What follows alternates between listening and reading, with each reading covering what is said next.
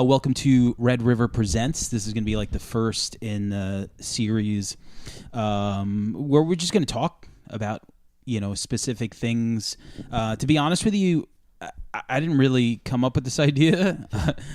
One of our guests, Mr. Gore-Tex, Heavy Metal Kings, nonfiction, was like, yo, if you ever do an Iron Maiden episode, hit me up. And I was like, well, I had no real plans to do a Maiden episode, but like we could talk Maiden. Yeah.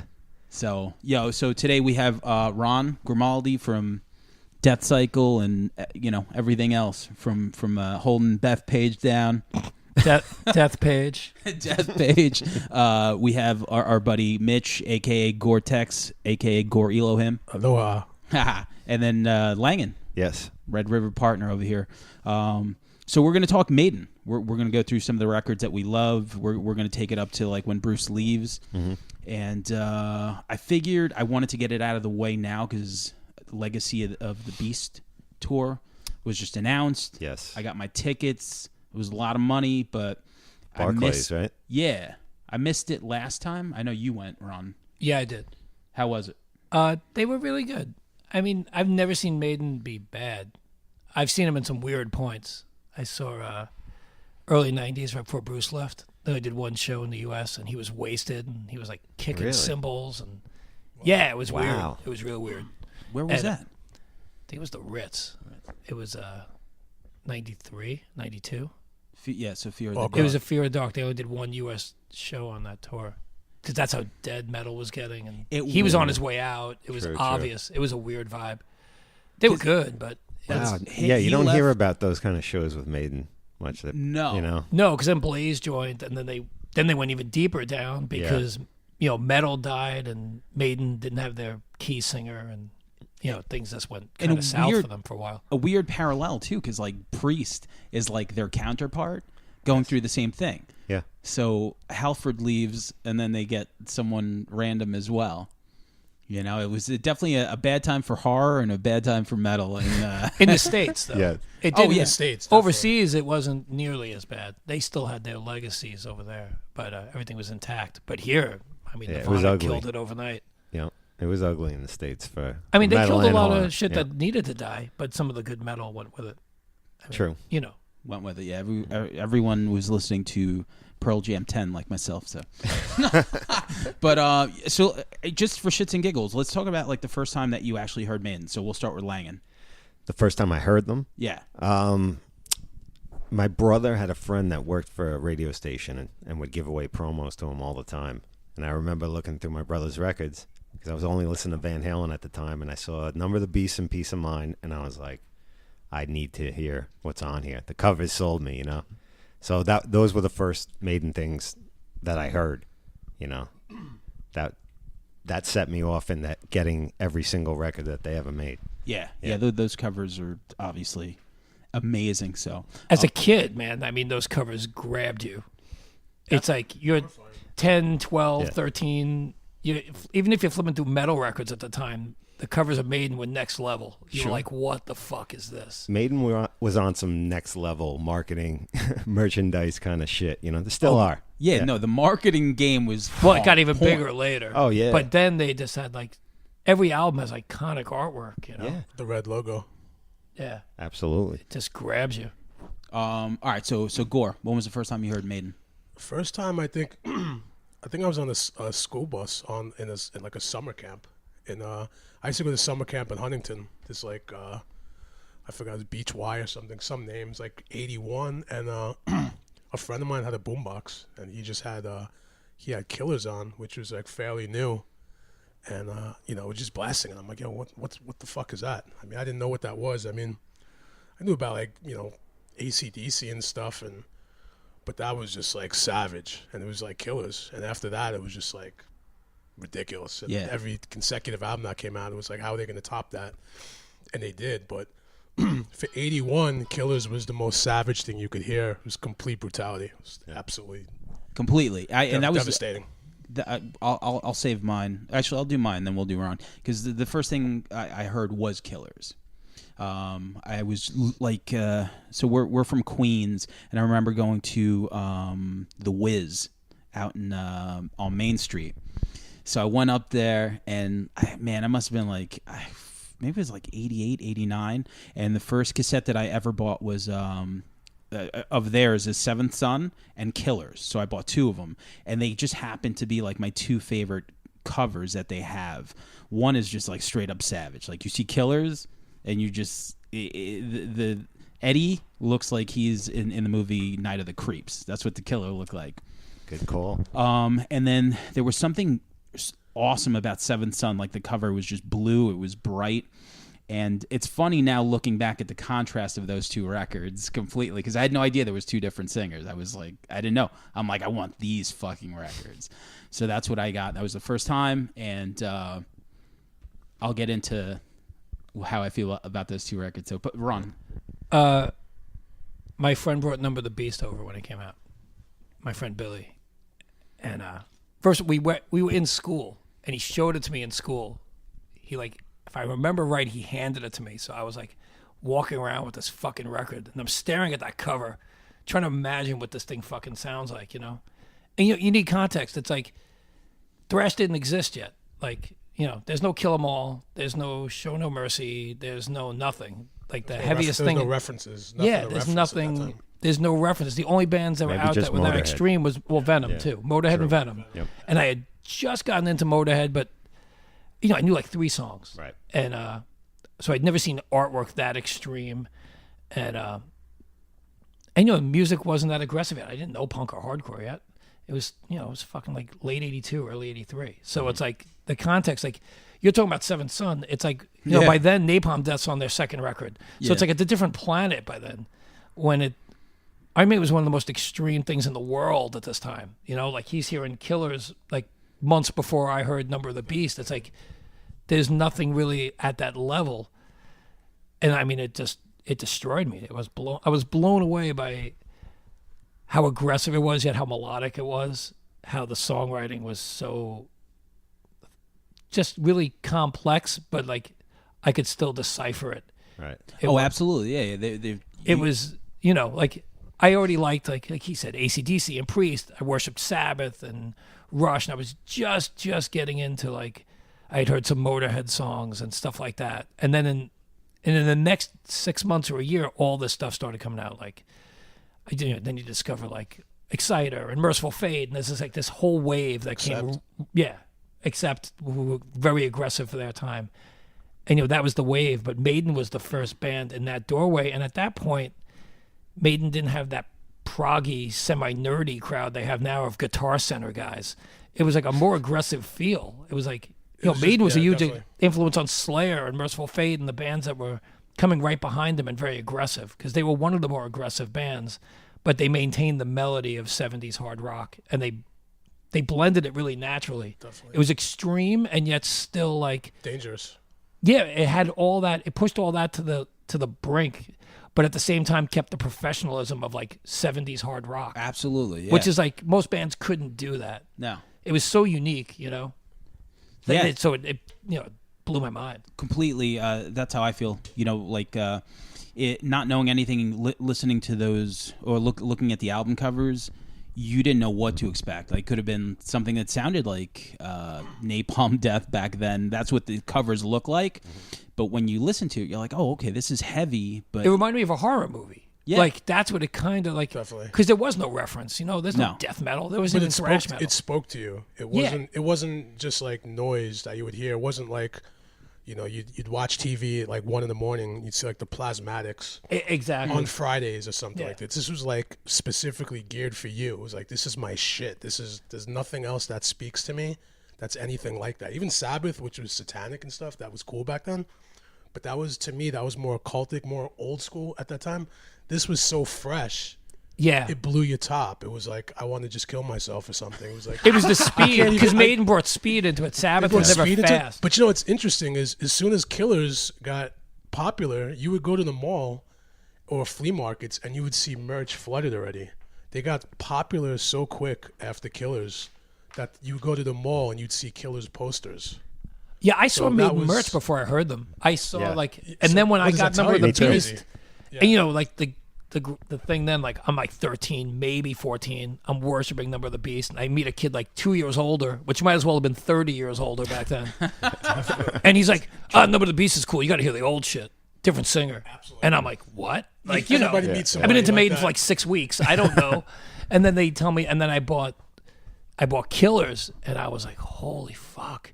It was a totally different vibe because I wasn't used to a singer like Paul Di'Anno, because Di'Anno was a little more, like, he wasn't as theatrical. Not He didn't as have the high polished. range. Nah, it was Yeah, and most metal singers were dramatic or theatrical or just a higher range. He seemed like a hoodlum. He was just a street. But then I saw a picture of him, like, he street- almost looks punk.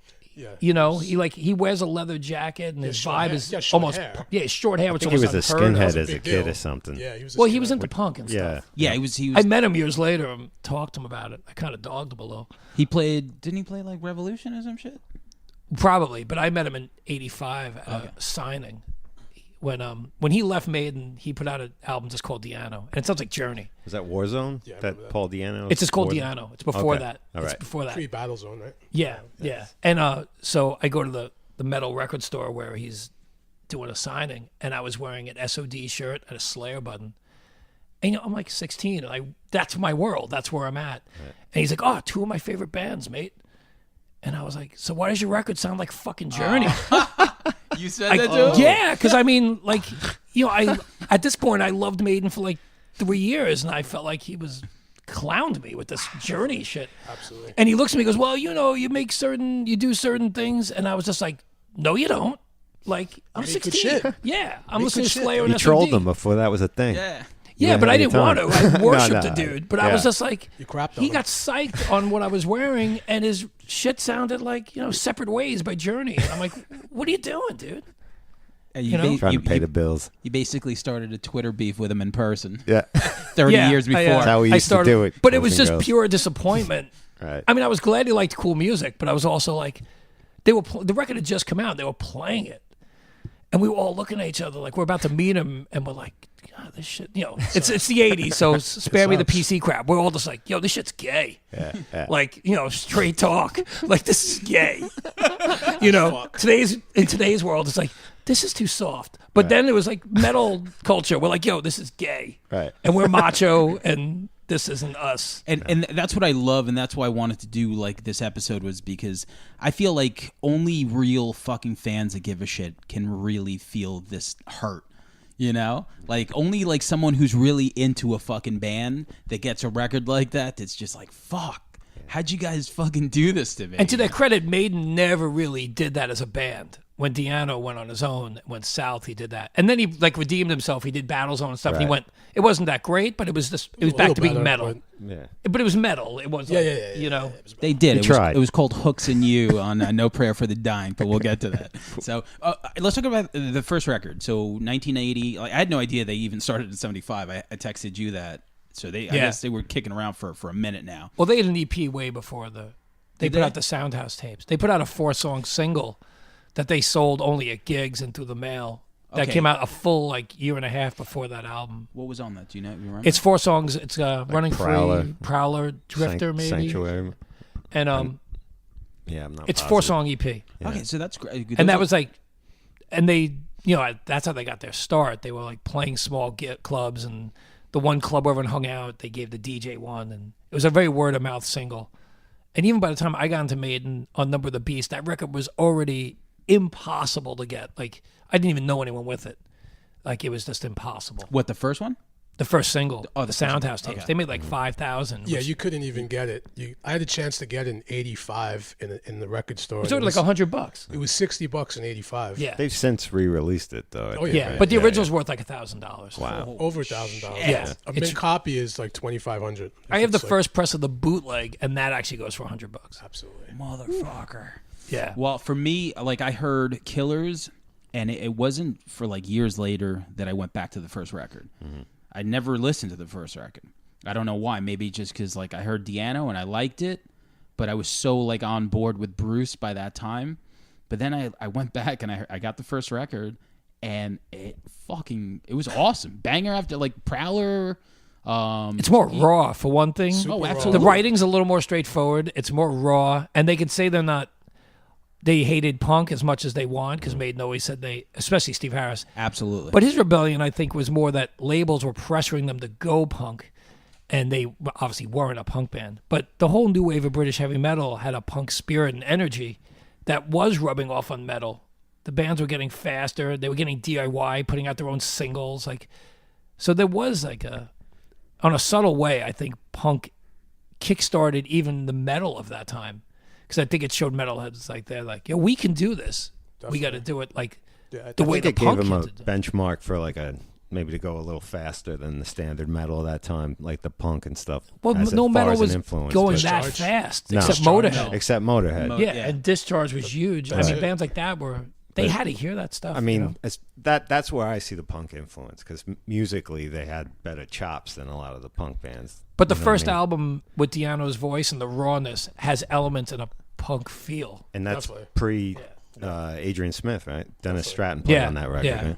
yeah, that By was- Killers, it just sounds like aggressive metal. Definitely. The punk thing was gone. Yeah, Steve would say in every interview, he's like, "We're not punk." He's like, "Don't call us punk." Yeah, He's he like, was "We're very sick- insulted. We're by sick it. of hearing it. But all the You know? labels that they tried to get signed to, that was that weird time where like punk bands were getting signed and hard rock metal weren't. That's what he said. I think Harris said that basically that there was like offers of like, if you guys chop your hair off and fucking like Wear a change, tie. yeah, that's Yeah, what it was. of course. Okay, yeah, so we'll sign you right away. You know, Yeah, The so lab- he the labels didn't also knew- compromise. Yeah, labels also knew there was a hot sound though too, because you had Maiden, but you also had Angel Witch. You had all these other bands. You had Praying Mantis. You had Yeah. 20 other bands that no one's heard of that were kind of bubbling. So it's like Maiden just kind of rose to the cream of the crop. Def So, like, Leppard even. Def Leppard. When Def Yeah. Leppard were heavy at All one those point. bands started out by putting out singles, either themselves or having small DIY releases. yeah, because And on through the in night almost was like a punk way, On Through the Night was 1980, right? Def Leppard. Their first single is 78, I 70, believe. 78. Crazy. Goddamn. Yeah. So going to that first record, just out of curiosity, what do you think your favorite song on that record is? On that one, I'd probably go Prowler. I really like Prowler. Yeah, it's a good. In the same way I kickoff. like Killers, you know what I mean? It's very dark.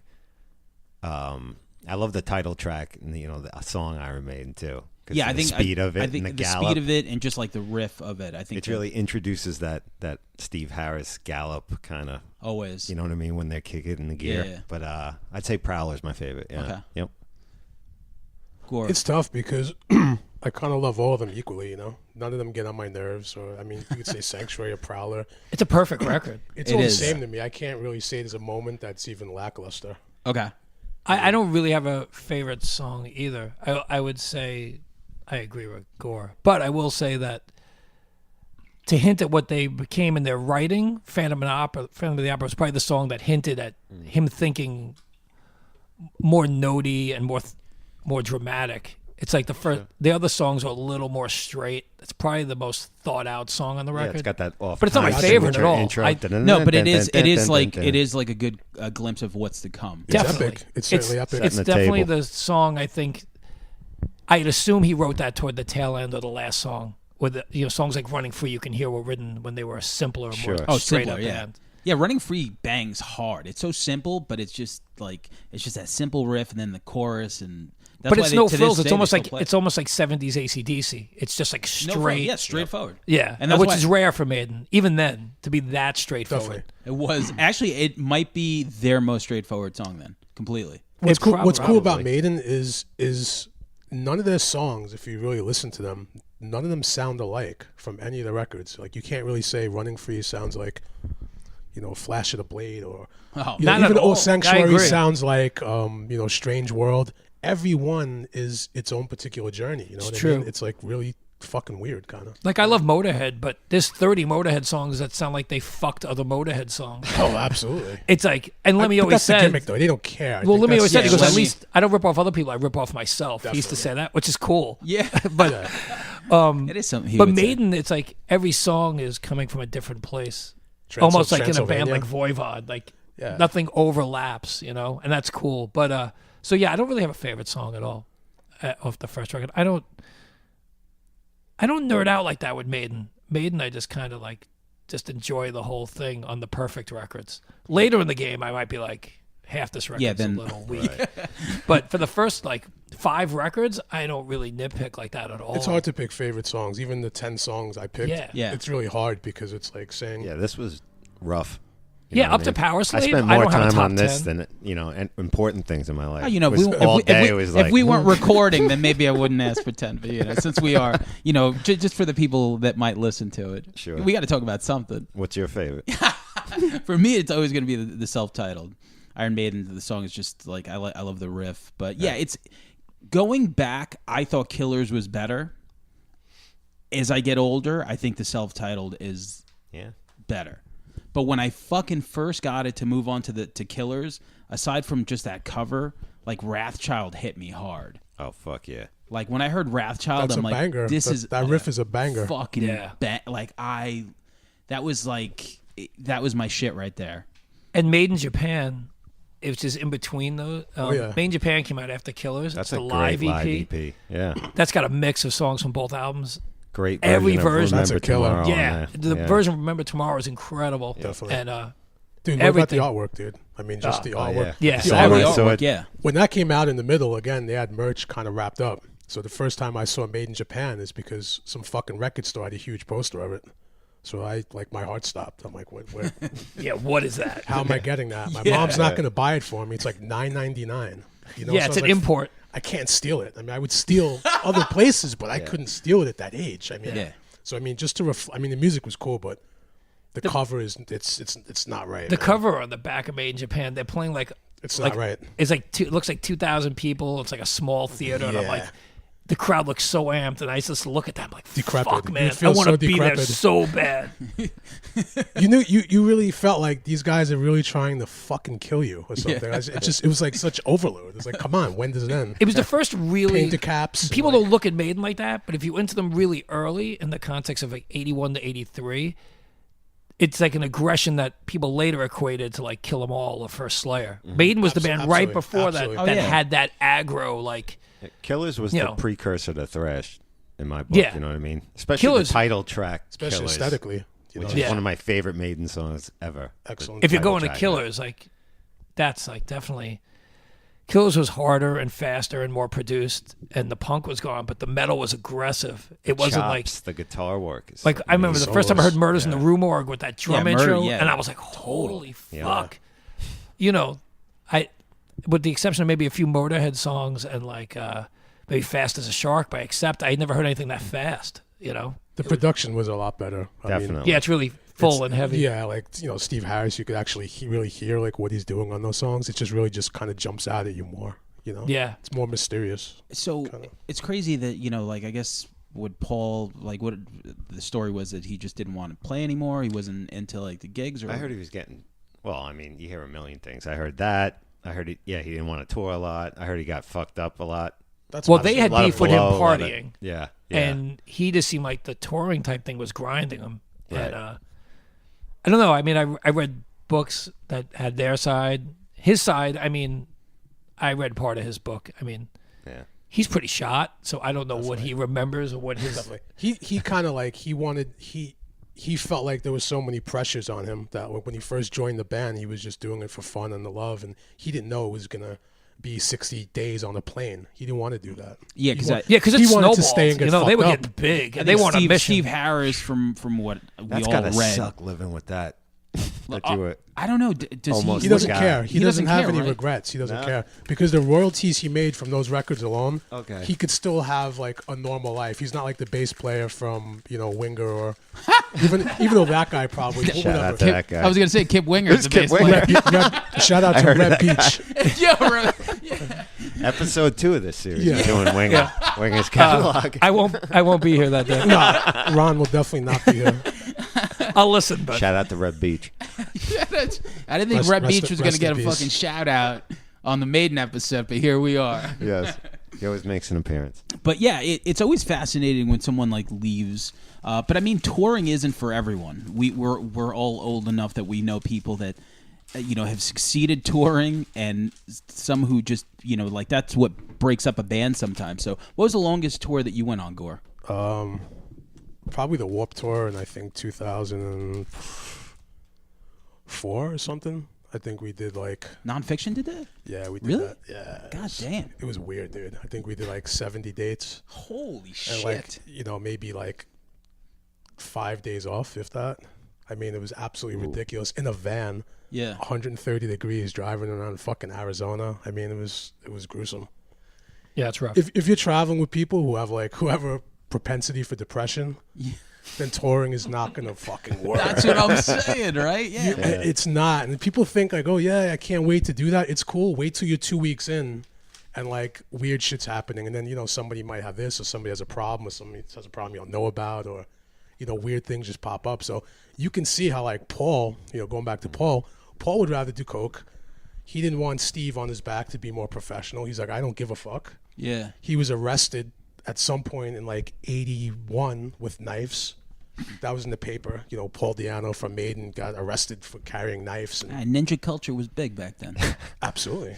So he just, I mean, I don't think Paul has any Shout out regrets. to Sho Kasuki. Shout out to Show. Word. Yeah, Paul has no regrets. I mean, I don't think he's made good solo music. I think he had so many chances to really make good stuff. I don't know why he couldn't really get it together. But it's just that Maiden machine, man. Fucking Steve Harris is a goddamn fucking maniac. Yeah. He might just be that ingredient. But you know what? Diano doesn't belong on Number of the Beast. Oh Can you picture him singing No. "Fucking Run No. to the Hills"? no, Definitely I can't not. Hollow picture. be thy name. I can't picture. I could anyone picture singing. Gangland. I could picture him on Yeah. Gangland. Maybe that and Invaders, some of the faster ones. Maybe two Invaders. tracks. Yeah, Yeah, But two Invaders. tracks. where the writing was going and where Maybe the band was Prisoner. going, where the writing was going and the band was going, he wasn't. The long-term vision that Steve House probably had by then, It's a different band. you in needed that Bruce's sense. voice and range at that point. Well, when they got into that too, I mean, lyrically, they were really painting vivid pictures and stories. Like "How Will Be Thy Name," one of my favorite songs ever, of that guy at the gallows walking to his. Like he paints this. Diano, that's not his style. Couldn't Yeah, paint a storytelling picture almost. like that. Yeah. Yeah. Oh yeah. It's that theatric element that Dickinson brought to it. You know what I mean? Definitely. And the wider range, obviously.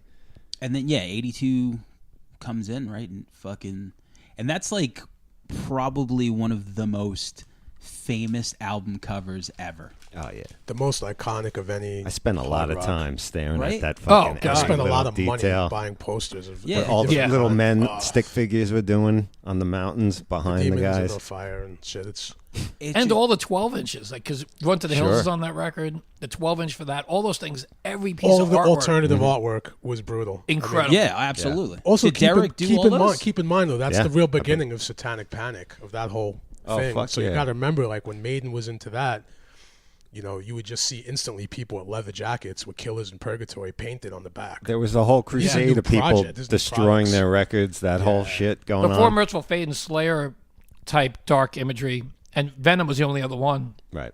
But Venom was so underground here. Definitely. It didn't take Definitely. off. That No, was like no, no. real. But Maiden was the one that like was getting into every high school. 40 kids rocking like Maiden gear head to toe, It was overnight. You really don't see it that much. I mean, that quickly, that overnight like that. And it was people were serious about it. Yo, I mean, back patches. Yeah, bizarre. back then, the back patch game was ridiculous. Fuck back patches. People painted that shit. Yeah. Well, Yeah. That was the big $100, thing. It cost $100. If That you was the wanted real top game. notch. you must It was- know very talented people. I had a dude live right behind me. That's what he did, painting people's jackets. Did he? Yeah, and it was Back mostly patches Maiden. was Everyone secondary. wanted On Maiden. you had patches on the front. The back, a lot of times you had a full Peace painted. Sure. I had both. I had both. Sometimes if I lost. I a could never jacket, afford a painting, but I had. Shout out to Adventureland, who the airbrush game was tight back then. I used to work there. Many nights. Did you doing what? Oh yeah, I like airbrushing. just stared at milfs and listened to G.J. Allen. Were you shitting on the floor? I'm like listening to like expose yourself to kids while looking at like a Kid? chick with a 4-year-old, like a hot mom with a 4-year-old kid. And, Listen, yeah. MILFs. and Mike Ledger was the tattoo dude. Then shout out to Mike, old friend. But all right, yeah. So going forward, right? So let's get to Peace of Mind, because I feel like Number of the Beast was good. I don't think it was a flawless record, though. I think it might have been out of the three. It had like a clunker or two. The first two. It was the big songs that were so big. So Run to big. the Hills. And, But that's not and the Number thing the with Maiden. Beast, you know. You didn't dissect shit like that then. It was just like there's like very few records on earth that feel like this. So the record rules. So if a few songs weren't as good, no one gave a fuck. Yeah. Definitely. And they're still like, great songs. 35 years later, like, that song's good, but these 6 are great. Like Invaders. No one played that game. Invaders It was like you were either wasn't- on board exactly. or you weren't. Yeah. Right. Invaders wasn't their best song. It was cool. I thought even, the hook was could be a little monotonous. Mm-hmm. But I'm saying that's even nitpicking. That didn't even matter back then. It was just Yeah, because it's like there were so few things. you didn't complain. There's about like it. It was 7 brutal. records on earth that made you feel that way. So the fact that like out of 42 minutes, 90 seconds of it was a little boring, didn't fucking matter. Yeah, You- but you had the intro. You hear it here with Ron. That's why he's here. Shit on me with everything that Oh, I said. I'm gonna fucking shit in your face and rub it in your fucking eyes. Yo, Wait we till get it. You're Seventh Son 9 of the years Seventh older. Son. Okay. Yeah, wait till No, it's like wait till it's no a- prayer for the It's a dying. mindset and an attitude, though. It's a mindset and an attitude. Like you're so hungry for something, and almost nothing feeds it. Oh, absolutely. I that's I the can't thing. imagine being, you said you were like 13 then when that record came out, and that, it bangs completely.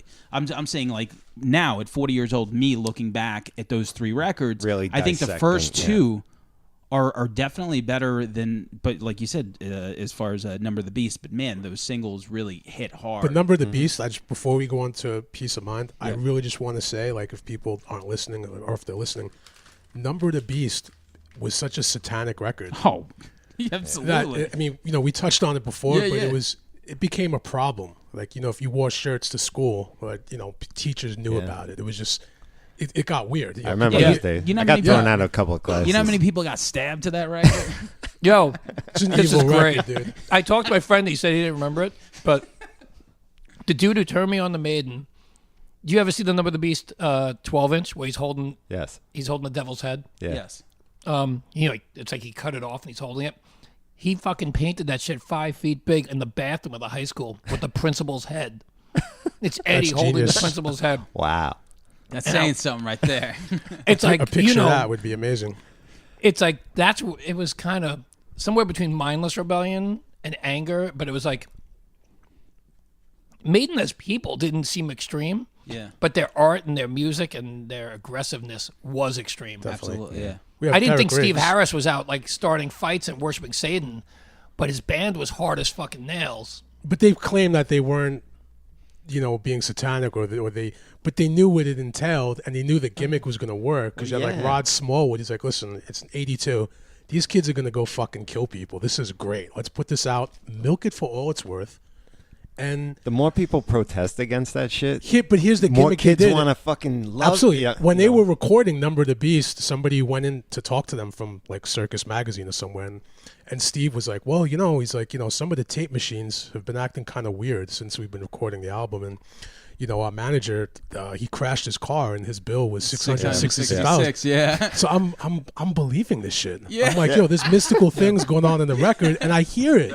Yeah. So when all that satanic stuff was going on, these kids are killing themselves. I'm like, yeah, it makes sense. There is fucked up shit in the music. The whole thing was people like, oh, there's not. Of course there is because it's by Well, we nature loved it. evil. It's evil, dude. Yeah. So they never had an evil moment after that. I mean, the chorus of the title track it's was everything. Dude. the satanic 666, the number of anthem the for beast. like But as a little he's kid. promoting a ritual. It's not. Yeah. It's like it's one thing to say, ooh, children of the damned. But when you were a kid, A you ritual loved is chanting happening that shit. tonight. That's like people really took that shit to heart. That's all I want to say about it. Especially They like really back believe then, that. like no one was. I always thought saying that was Vincent Price too in the beginning till I read up. Yeah. Oh, the intro Number of the Beast. They got somebody else. When I was a kid, I always thought it was Was it Vincent John Price. Larroquette? Because Everybody Vincent Price thought it was wanted Vincent. 26,000 pounds or something, so they got some guy that sounded like it. Oh, wow. That could do it. Yeah. Oh, it wasn't John Larroquette. I didn't get him for that. It wasn't available. Shout out to Night Court. Yeah. You know, like Imagination's kind of, it's almost like the black metal scene later on. Mm-hmm. The bands they worshipped weren't as extreme as the lyrics Yeah. of first wave thrash metal and death metal. Sure. But these kids are alone in Norway and Sweden, and their fucking minds are dark. And here's a blueprint on their records. Right. And it's like, and they took that and went further with it.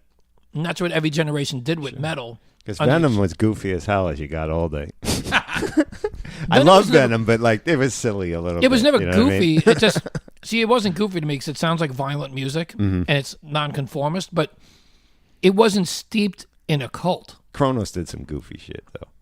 But you're missing the point. They weren't a cultist. No.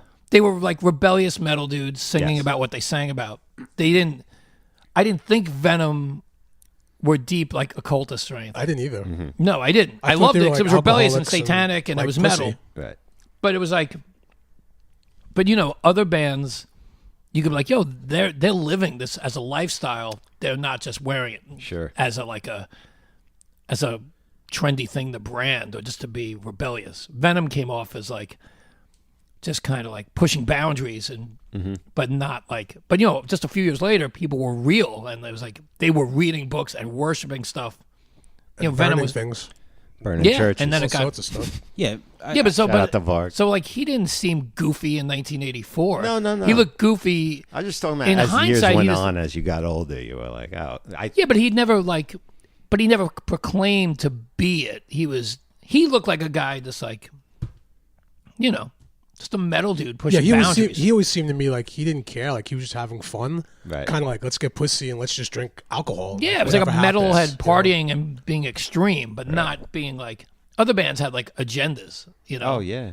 But it did. I don't think that made him goofy. I just think it made him not based on like a movement that was darker. That's all. Right. Yeah. King Diamond came off more serious in the Merciful Fate days. But King Diamond, he seemed more like he was like role playing and mixing like horror themed stuff. But Merciful Fate came off as like dark real deal. music with a message. Yeah. And it's clear. You read those lyrics and it's like, he came up, they hated each other, but King Diamond seemed much more like it was part of his lifestyle and Venom didn't, Mm-hmm. And you could tell. King Billy. King Wanker. Yeah, they would just torture him. All right. So moving on, let's talk about Peace of Mind, which I think in retrospect is pretty. Yeah, I mean, I hate to say. I listened to it yesterday for the first time in a while. Really? Yeah. Say what you. I was gonna say, like, as time goes on, man, it might be. I'm not gonna get into favorite yet, but it might be up there, man. It's fucking fantastic. I can't say enough I have to about say it. it's my favorite It's since my you brought it up. favorite It's too, definitely- man. It's I my agree. favorite. If I have to pick a favorite, it's just Yeah. Yep. song by song. I mean, just the production.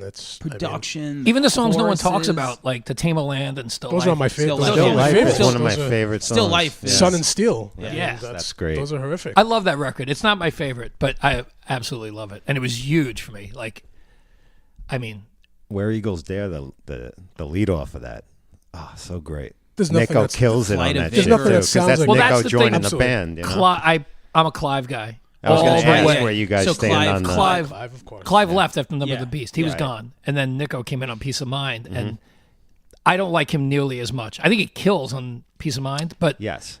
I don't like his style nearly as much. I think and the that's where the Totally aggression agree. left a little bit. Definitely. Oh yeah. Totally I agree. think so. Yeah. I agree. Listen to those records. Clive's fills are more aggressive. He does tons of hi-hat It's also stuff. production though too, like the sound of it. Like Clive is a little more lo-fi and very like a Yeah. flat sound. Nico's is a little more progressive. Yeah. But I think some of the riffs called for that. I think like on Peace of Mind, I don't know he's necessarily would hear Clive Burr doing all that. I just kind of hear Yeah. Nico. He was great They were for, different for what he songs. did. Different Yeah. songs. Yeah. Different But you could drummers. hear like Slayer and Merciful Fate and bands like that definitely loved like a Clive Burr type Oh, yeah, drumming definitely, style. Definitely.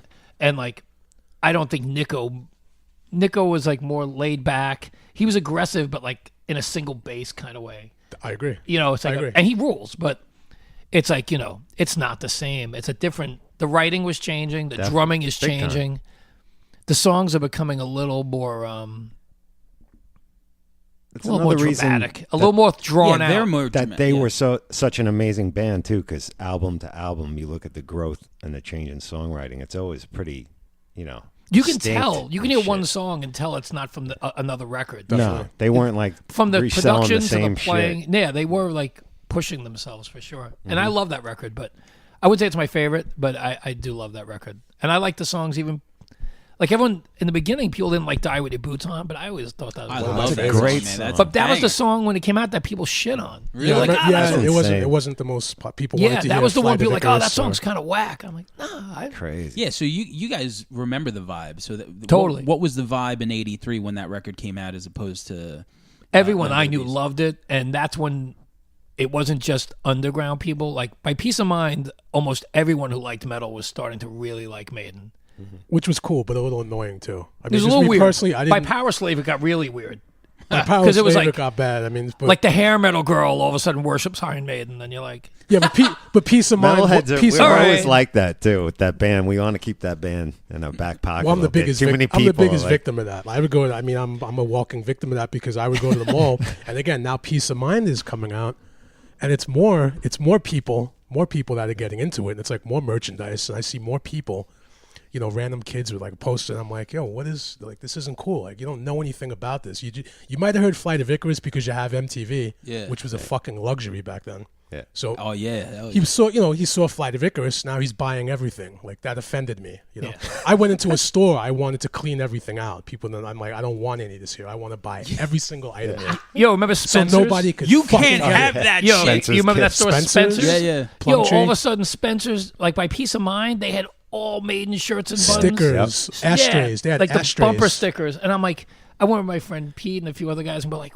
whoa. We were like just surprised. It was Yeah. like, Shout out to Different Strokes, Smith Haven Mall too. Yeah. That was my spot for all my Maiden. It was gear. But like- I remember telling all my friends, like when I got into Maiden as a kid, and then as I got older, I'm like, the second I get my learner's permit, I'm going to Riverhead. I'm gonna buy. I bought the whole Maiden section, just like that reminded me what you were saying. It's like, I bought every single fucking record they had, every 12-inch, anything I could find. yo, I've Cleared only it had out. one wallet in my life, and it was when I was 13. I found an Iron Maiden Velcro wallet at a flea Absolutely. market. Let me show you this wallet real quick.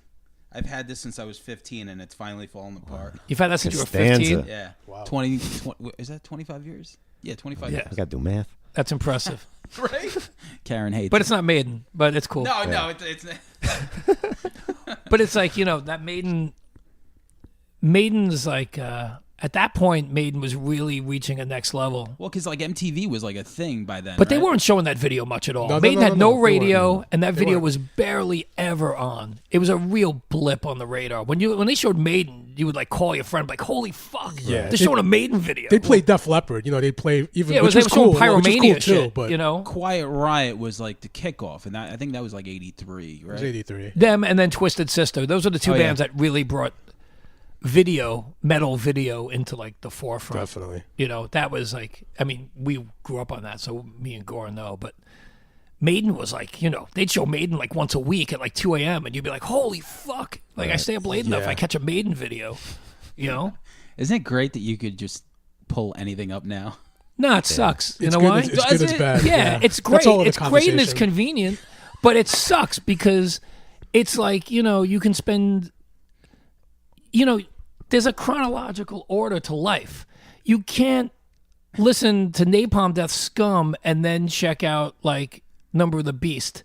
It's like you have to take steps to get to the top and to understand life. And the fact that it's amazing that it's all at your hands, but if someone doesn't teach you the proper way and the evolution and the path and the roots, you're just a jumbled idiot. And that's why kids today go from Blink-182 to Morbid Angel and they say everything is lit or sounds like fire. You know, this dumbass shit.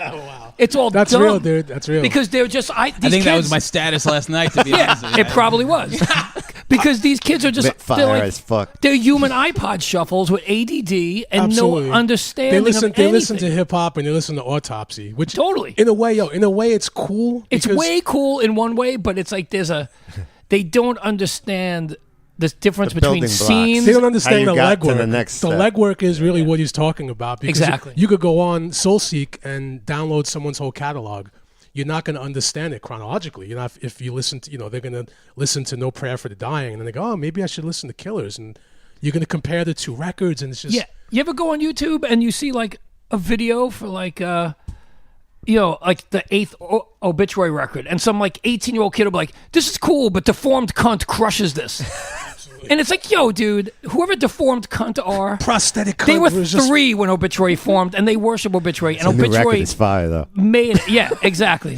And where's your house so I can light it on fire? You fucking nerd. I hate that shit. I hate that shit. And even when I got into Maiden and Number of the Beast, I wanted to know what Maiden liked. I wanted to know what Merciful Fate and Exciter and Motorhead, I want to know where they came from. And no kids do that anymore. They just jump, and it's a scrambled mess. And then like music becomes like this jackass culture of what's more extreme or what's more whatever. And that's not real art, and it's not any building blocks. And No, it's definitely not. it makes you not understand things if it's not in context. It's Yeah. it's So convenient so- if you have the knowledge. It's convenient because we could say, oh, yeah, let's do this, check this out, and check that out. But for someone who's 13... It's like you punk saying- kids. Like punk kids want to hear Discharge, and 50 bands are like Discharge, and they hear Ramones and they act like it's pop music. It's like, yo, if it was 1975, what the fuck do you think you would have liked? Ramones was the only thing on the earth that extreme, Right. but they don't get it, and it's like, so I have no patience for that. If anyone's listening, Gore and Ron are opening up a child. We're very angry. We're a very angry bunch tonight. They're opening up a child care facility, and they're going to school your kids on. You're gonna hear Bathory before you hear, Yo, there's Prosthetic cunt. Exactly. there's levels to this shit. But you'll get the prosthetic cunt. Don't worry. You want to chime And then in, we'll George? And then we'll give you a prosthetic cunt so you can practice. So when you finally get a girl, you're ready. All right, I'm never going to say lit again. I get it. Yeah. So That word's weak, dude. So moving forward to and you're 40. Who the fuck is lit at 40? Yeah, but you know something. Wait a minute. I'm not Lit, serious when I say it. hey, but I'm lit, just saying. lit is people using lit as a new slang. Lit Yeah. was more like 91. Lit already, you know what I Lit mean? was like early 90s hip hop. Yeah, and it left, and then now... Yeah, now it's back. Now it's back. It's like saying in a different herb way. and acting like it's new and cool. It's like, what? That word's from. That word's a I relic. love the word. George, herb. It's like these Long Island freaks that still say mint. They need to. I mean, Oh, wow. that shit is nuts. you know shit's what? fucking mint, bro. Mint is terrible. Mint has always been But a if you're Long travesty. Island trash, it has Yeah, a it special. Mint has a special spot in your heart if you like Long Island trash. Mint or sick are the two big. I say sick because I mean I'm a caveman, but Yeah, I'm a little caveman too. yeah, My appreciation is just that like word's Is all right. okay. sick is metal at least. So mint n- is corny. So now Maiden like basically goes to like a different planet, I think, on Power Slave. Like you said, other people start getting into them. There are some like weird, like proggy stuff. Rhyme of the Ancient Mariner is a fucking 13-minute and 49 seconds. And also song. lyrically, song. they go further. It becomes more like I'm cutting class by this point, and they're giving me like social studies lessons. Oh, Yeah. definitely. I'm You're like, whoa, right. this is crazy. Yeah. I'm like, I don't pay attention to anything my teacher says. Now but you love Egyptian my teachers have culture. taught me this shit, and I wasn't listening. But Maiden talks about it. I'm like, oh, this is cool. Well, thanks to Uncle Bruce for doing that with us. Yeah, he educated us a little bit. But bangers on there too. I think 2 minutes to midnight. Bangers is not a metal word. Let's be real here. Oh my! All those Bangers. songs are Who the lit. fuck says bangers talking about a record from 1985? How are you getting back home? Is what I want to know. I don't care. I'll walk with my pride. Yeah, but 2 minutes to midnight, total banger. Ace is high. Lit. Great. Yeah, everything. Yeah. Everything on there. Shit's but, fire, yo. But you could tell like the complete difference on that, and so that was like 84. That was like actually right before. It was 84, yeah. Yeah, so that was like right before Live After Death. So going back to you guys that you remember, maybe you remember a little bit too, Langan. What was the vibe on that record compared to like the rest of the discography? It was just a based on what we were saying about Peace of Mind, it was just a continuous build onto that. It's just bigger and bigger Still a and band bigger. that could do no wrong. Yeah, no question. It was a religious vibe. No I question. remember seeing the cover, and it went from like Peace of Mind, which was gore, and like also like we didn't touch on the fact like there was like every cover you had this emotional connection to the cover because Oh. if you had a connection to Eddie, it was just like a continuation. So now it's like Number of the Beast. He was like, oh, this is, he's God and he's controlling everything. And now Peace of Mind came out and you're like, wow, I feel bad for him because he's locked up. What's going on? And then Power Slave, it's like he's on top again. It's like this guy is fucking God. It's just God, that's a good angle. Well, man. that's It was really deep, though, It'll dude. say something like part of Maiden's allure and like thing couldn't exist in a digital download era because they no way. they really That's used a good point. That's a artwork. really good point. Between Yeah, the 12-inch singles had exclusive art and their album covers, there was a lot of storytelling and a lot of that you studied your shit then. You're 12 to 17. You're staring at You put these the, Maiden you put the covers. needle on the record and you sat back and And before you even analyzed did that, every like, little I'd be in the fucking- store, I'd be taking the bus home or my bike home, and I'd be like staring at this fucking cover. Sure. You're almost imagining what it's going to sound like before you hear it. Definitely. And you don't know where it's definitely. going next. And Power Slave, I remember seeing the artwork and being like, whoa, this is less extreme, but it's deeper. Yeah. And then I saw the song Absolutely. titles, and then the first time I listened to it, I mean, I still remember the first time I listened to that record because it was aggressive, but in a clean way. And it was like you were saying, it was like the writing was really, really thought out and very, they took storytelling to the next level, and they used they went into like ancient history and mythology, and it was just much songwriting. deeper record. Every It was a- song was absolutely different sounding. Yeah. It was really different sounding. The production, I thought, was absolutely amazing too because, Yeah. like Aces High, the beginning of that, I mean, it's so clean that like the harmonies, it was just like, wow, this is a complete next level from Peace of Mind. Even though that existed on Peace of Mind, but the They production expanded was just it. they expanded it to like a completely different level. Like Ron was saying lyrically, it was just every song was another chapter of something. Whether it was like The Duelist, A Flash of the Blade. I mean, 2 minutes to Blade, for midnight. sure. Like I had just gotten into punk in like late '84, right as like I got Power Slave, and I was like, these are fucking punk lyrics. Like this is like really like strong anti-war. Especially 2 minutes to midnight. For sure. Yeah. Yeah. And they made 2 minutes to midnight the single, and it was like I mean that record blew me away in a more mature way, and you're getting slightly older. Like, I mean, don't get me wrong, I'm a retard at 15, but I'm not quite as dumb as I was 13, and I was growing a little. Maiden was growing lyrically and visually and artistically, and I was like along for the ride. So I wasn't disappointed at all, and I loved it. And even the song like Rhyme of the Ancient Mariner, I had, going back to like when I grew up on classic rock, even then I didn't know a song except for Inagata Davida that was that fucking long. long.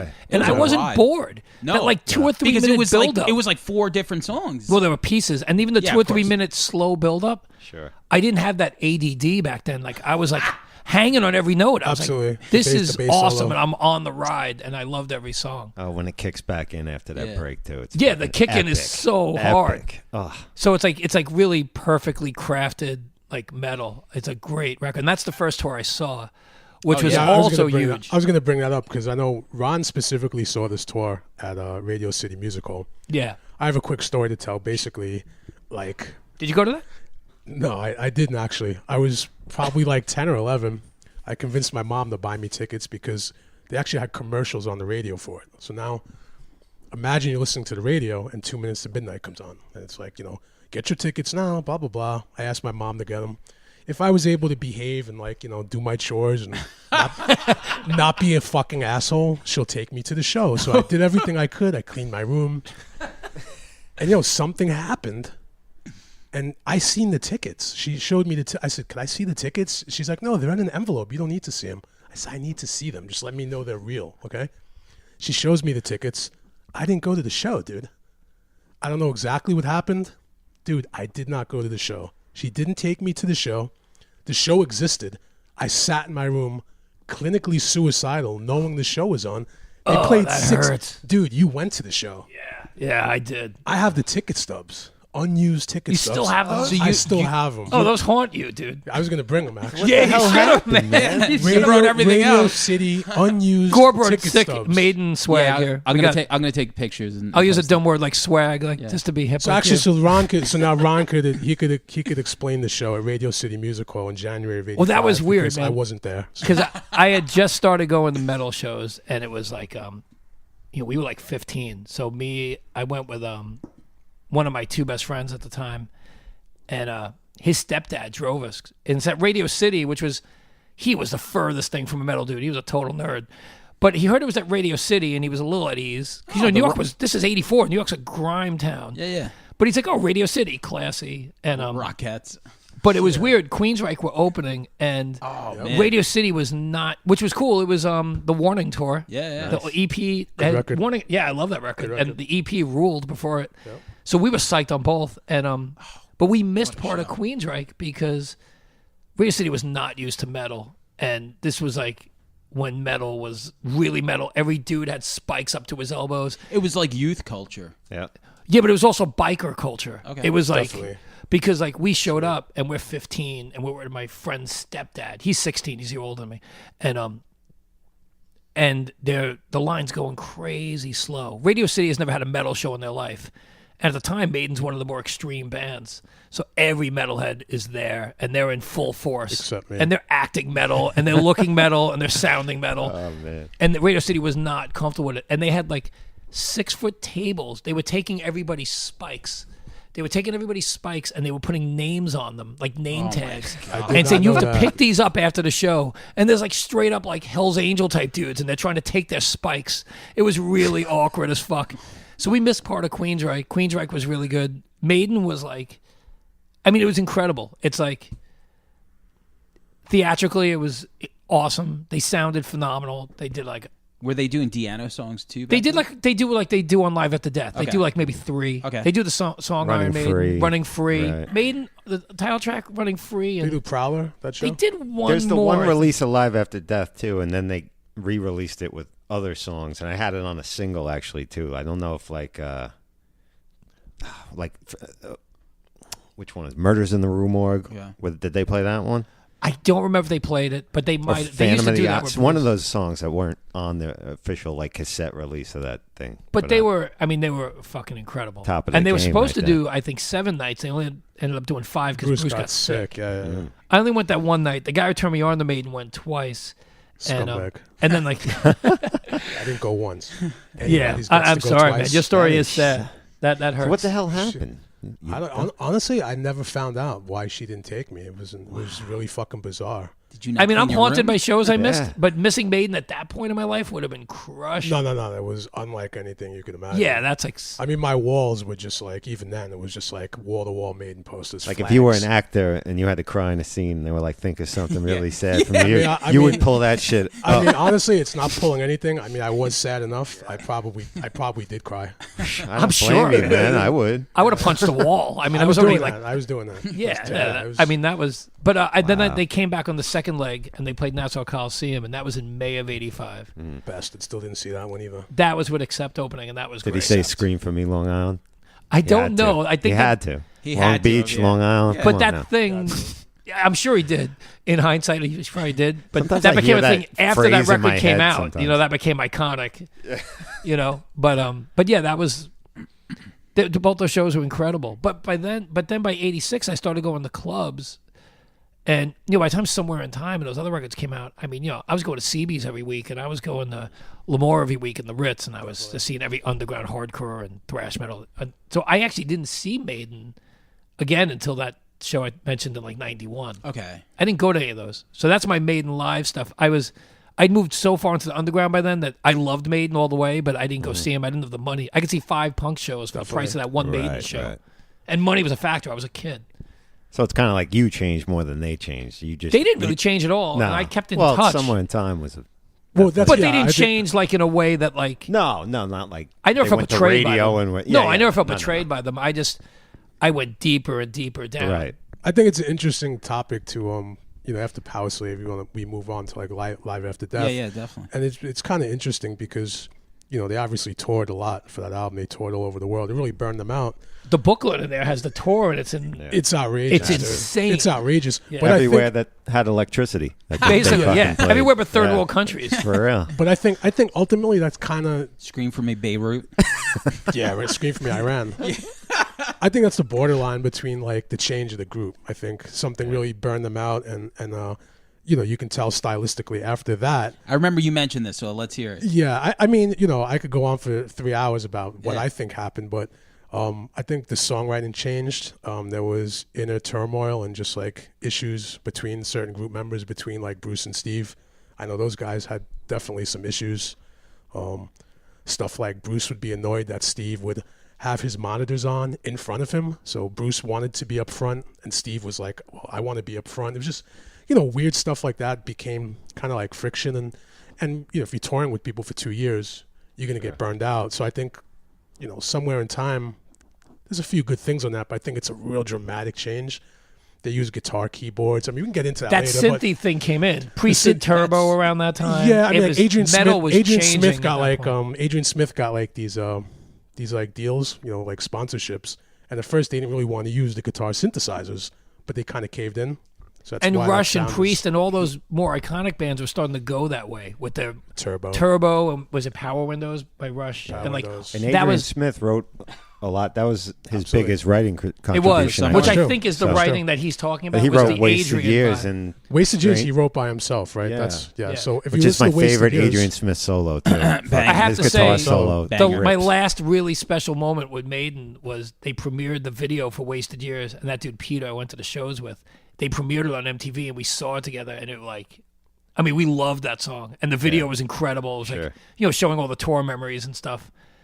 But then when the album came out, it was a bit of a curveball. And by then I'm listening to fucking like, the most front. Yeah, I'm listening to like yeah. Hellhammer and like things way more extreme than that even. Like I'm tape trading for like the craziest shit. So Maiden was like, by that point they were like a classic band in my head, even though it only been like 4 years maybe. Yeah, because like time like definitely went on. Like you get 86 especially, like that's like Thrash is fucking gearing up and all that other stuff. And but by then I was 10 steps past thrash, like because I got into thrash so sure. early. So I was into like, I was buying like I was getting rehearsal tapes with 100 songs on it in 12 minutes. Like, so like I wasn't psyched up. Master of Puppets ruled, but I was 10 steps past that Rain and Blood, Japanese grindcore. And I was so deep into everything that by that point Maiden felt as old as Led Zeppelin in my head, even though I still loved them.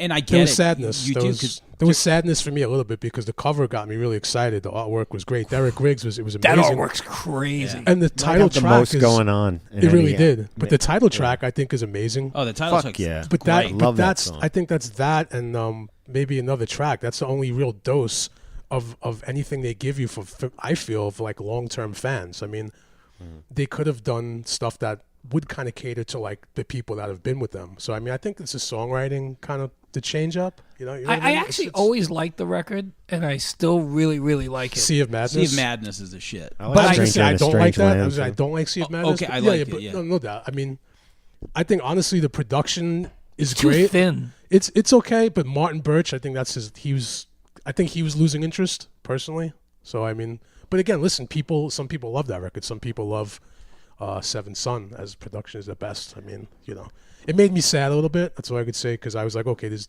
2 songs on here that I'm really feeling that are really comparable to anything that they've done. Yeah. So you're giving us such a great cover, but why is this a lack of? All the hidden little things for diehard Maiden fans, and the cover was like, I mean, incredible. To this day, there's like so many references, and if you know your Maiden history, it's like there's 75 little Maiden clues all across the cover. It's really elaborate. I mean, I still have the poster. Luckily, from that, it's just a beautiful artwork. It is. It's amazing. It's beautiful. Amazing, But why couldn't they just produce more at the time? Instead, they went into this weird, almost Why you Marillion. weren't feeling Heaven Can Wait?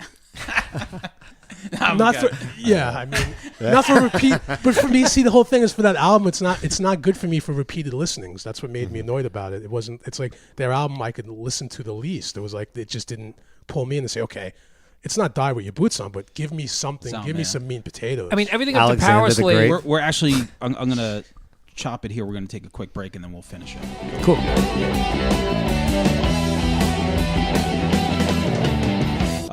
So for me, Somewhere in Time, I dug it.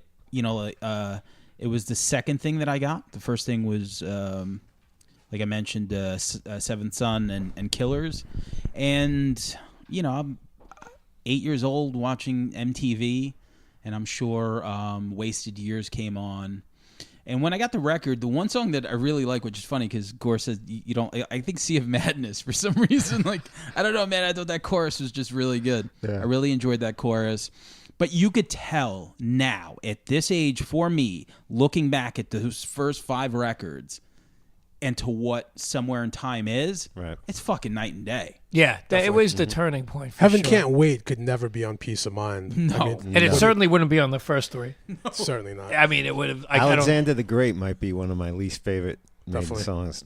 But it's the last ever. song on the record, isn't it? Yeah. It's It kind is. of there for a reason, I think. And it was almost the end of my crazy fandom.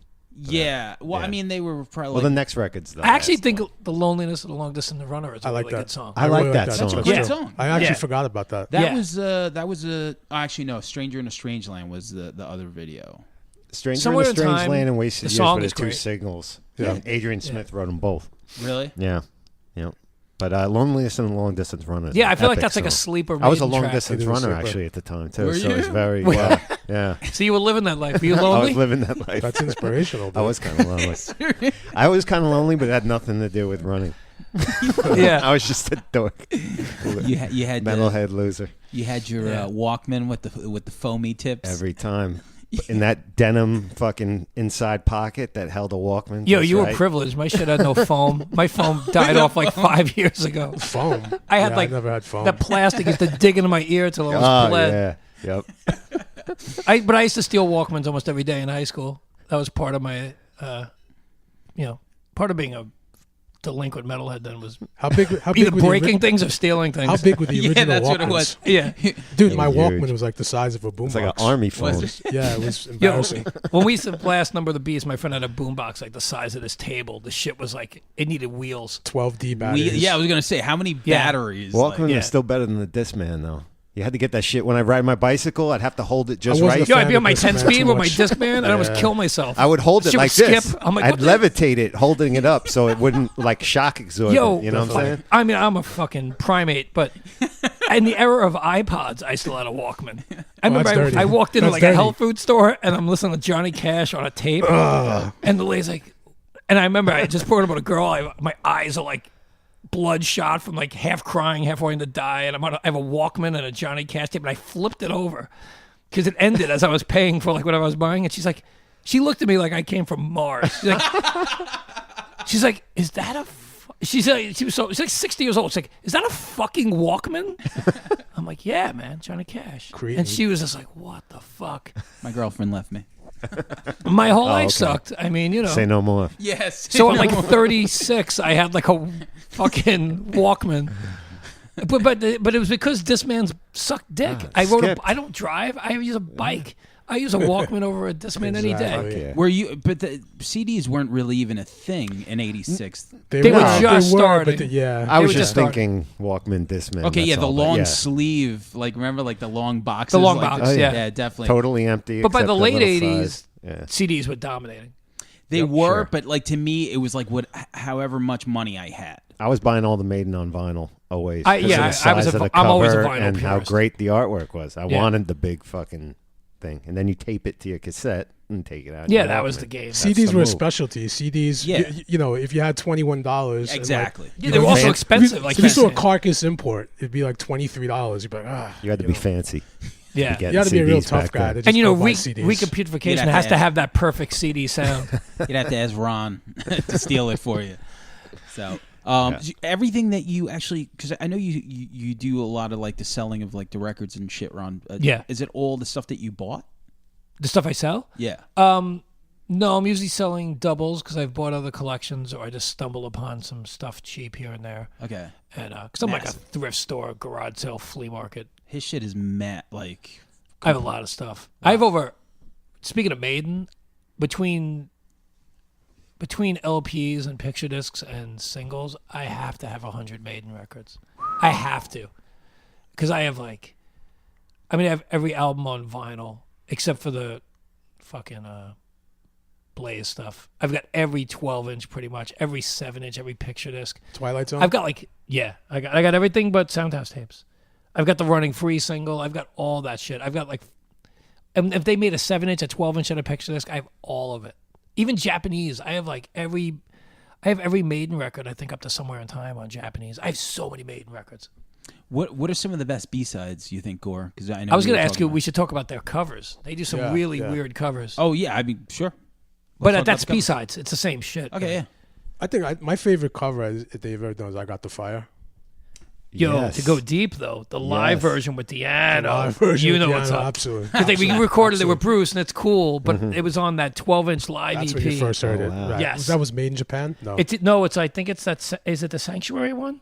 I think so. With like, it looks like he's stabbing Margaret Thatcher. Yeah. I think it's on that one. That was savage. Somebody made me a tape. And This that kid is Anthony so is raw. so brutal. It was so I raw. never heard it.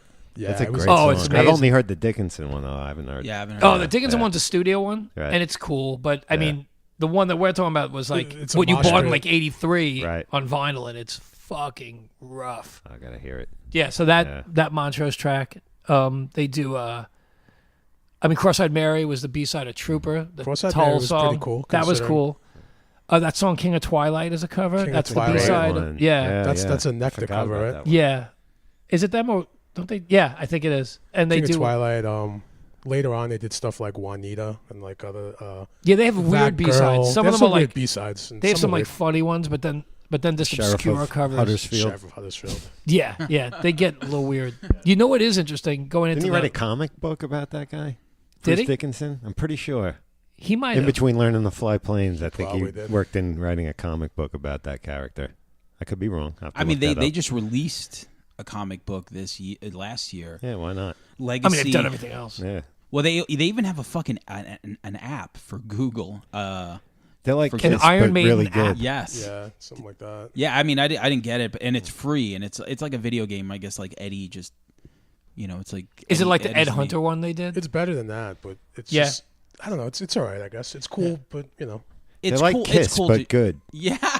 They don't alienate you when they make too much merch. No, somehow. they can't I make enough fucking- as Yeah, far as I'm I know. concerned. I got told- an Iron Maiden house. I told like the I told Simpsons, Ron just "Hot in put the it out. Shade" is like the first Kiss record. Yeah, I mean, if he wonders why I'm Told me to trashing kill him, myself. yeah, was that your first record, Hot in the Shade?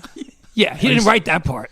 Oh, I'm boy. just saying. Great like, cover. I I was fucking Great 9. album. You are cover. forgivable. You are very I forgivable. mean, yeah, I forgive you because of age. Yeah, I was a fucking kid. Put And the S- put the S in Desmond sex. Child was. But all what's- over this. What sane person talks about Kiss and name drops Hot in the Shade? I mean, Well, because It's I dark. knew. It you was want to talk gonna- about Cold Lake, Celtic Frost next? I knew. That's even darker than Cold Lake, though. It's dude. weird, That's it a is. darker. I knew it was going to get a reaction out of you. I just didn't think you were going to tell me to kill myself 10 minutes before I was picking you up. With the Yeah, well, what are you gonna do?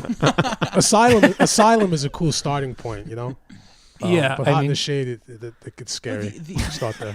Yeah, the earlier stuff. I frightened believe me me, I with get it, and I think because I think Revenge came right after. So Which is a heavy record. Yeah, but that's because the world got heavy and angry, so Kiss had to cash in And because Paul- they're Paul just Stanley- chameleons. because they always change. They're chameleons. Yeah, they They're are. total They're the, chameleons. they're the worst chameleons. They That's a stand whole all other all that's the- time. That's It's the easy worst ever. when you stand for absolutely They nothing. went disco That in the late stand for 70s. anything. Yeah, Yeah, but I'll defend them though. That's the horrifically sad thing about it. It It's is. so I fucking defend- terrible. I didn't mean to start off the Kiss fucking. Yeah, that'll right. be the The episode 75% started of Kiss early. I still back, even though they are the ultimate horrors. Some of they them will, really atrocious, dude. they would make a It's really grindcore atrocious. record if they thought it would sell. They I mean, really I would buy would that. make. They totally I would would. buy that. record. Yeah. They did every trend. They did everything. They did Ultimately. every they jumped with everything. Everything. Paul's neon guitar and they went glam. Tears of They Fallen. went, they went speed, Disco in the late 70s. speed metal in '82. Yo, yo, Tears Are Fallen is brutal. When Paul looks at the camera and does Oh the my tear God. coming down his It's cheek. so Oh, sad. that's epic. That's epic corniness. Brutal. Fucking Brutal. bad. We'll But save, anyway. we'll save that for the Yes, Kiss the episode. Kiss show that'll never Are we moving on after? Yeah. Let's go to the record that got me personally into them because it was the one that I bought, which was Seventh Son, and I know. Shout out to Derek Sessions. Anytime I mention Seventh Son, he grabs his heart like Red Fox, because he just can't comprehend that's my That's my dude. Good I too. love Derek. Yo, me too. But man. I mean, I don't hate that record. But say your piece, worship it. Yeah, I'm just gonna bow out. I'm such a I'm a pop monster. I like melody. For me, I remember having that cassette and just Moonchild, Infinite Dreams. I hate the chorus of Moonchild. Moonchild. Stop it, you idiot. Open the seventh seal. I actually like that record, but that chorus just gives me ear cancer. I can't Just stand that chorus. There's something about it reminds me of Marillion. Ah. That record. Wow. It is super goofy. Did you get that was a concept record supposedly? 'Cause No. I never I don't buy understood that. that. I didn't buy it. Right As a concept after the record. fact, they said I that. do know 'cause I'm Derek like, Riggs. never I do know got that. Derek Riggs was unhappy with the band at the time, and he wanted to go in a different direction, and they were kind of pulling him to do Seven Son. So if you see the direction, That's interesting. he wanted to do Red Logo, the classic, and it's ironic because they had a contract with him worked out where Derek Riggs was like, listen, after we're done, you're not using any Red Logo stuff. You can't do that. You can't use anything that's like my Eddie. So if you look at Seven Son, there's not much Eddie there. No.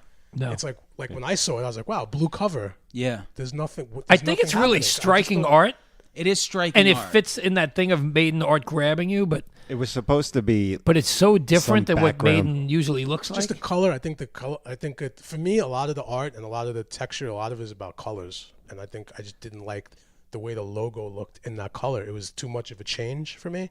So The when first thing I thought was like, this is beautiful. It looks new agey though. It doesn't look The like background metal. was like the supposed new to Enya- be the new Enya album. the frozen level Yeah, of Dante's Hell. That was what the background was supposed Okay, to be. that's what I figured. And then as Something far like as why that. they cut Eddie in half and all that other shit and the fire coming out of his head. So you love that record? I do. I really like that record a lot. Like The Prophecy is a song that's been stuck in my head for about 30 years. I don't know why. It's just a memorable melody and the clairvoyant, like just, I mean, that's just great songs. Killer chorus. I love every song on that The record. Evil That Men Do is a Yeah. really good song. That That's fits my well highlight live. of Like it. when they play Yeah. that live, it Great sounds chorus. really good. Yeah. Yo, I mean, by the time it's the first Maiden record I didn't buy new when I got into them. My friend got it. I was like, it's cool. I didn't need it in my life. Mm-hmm. It's, I mean, in hindsight, it's a good record. It's a good record. It's not like I hear it and like, I don't expect them to make me feel like they did in 1983, but I rarely go to it and I don't need it in my life, but it's definitely a really good record. I was 10 planets away from that by then, and that went even further out. So it's like, I didn't go to the tour. Yeah. I bought it like a year later when I found it used, and I listened to it, and I know all the songs. It's cool. Yeah. But it's not even in my top 5 Maiden records, you know? The like I top five can't, of I can't really. I don't know most of the choruses on that record. You know, like Evil That Men Do. It's like I well, should that's know a that, hooky one. but I don't even. They still play It's still it not a lot, even. too. It's not even there. Can I play with Madness? Yes. Okay. Yeah. I mean, here and there, I don't That was want a to big say it's a single. bad. I get why you like it. It's Yeah. just for me, it was just like I took it real personal. And I was like, okay, Somewhere in Time was cool. Now we're losing a little Yeah. bit. Now- After Live After Death, the spirit was just slowly kind of being ripped apart. Now when I heard this, I was like, the production is dry as fuck. I thought it's just my Sure. like there was nobody manning the board. It was just like really dry, and then with all the textures of guitar synthesizers. That it was just the last kinda- I mean, record Somewhere in Birch Time did and with them, Seven right? Son. Yeah. He's bringing And up. he retired after this record. He didn't. I don't right? think he liked. I don't think Birch liked the direction they were going in Right. because he just kind of stepped off. Yeah. And you could hear, it's sort of like when you hear Rick Rubin when he's away from the console. He's like Birch didn't feel like he even was there. The synth sound for Somewhere in Time and then that record is definitely alienating to the more aggressive older fans. Yeah. I like Somewhere in Time. I actually like Somewhere in Time a lot more than Seven Son, but most people don't think it's as. Most people like Seven Son better, but it was just. It just I didn't like I said I didn't need it, so it didn't impact me. But it's cool. I mean, I bought it eventually, and I like it, and It's a change of songwriting. If you look at the credits, that's another thing. I yeah.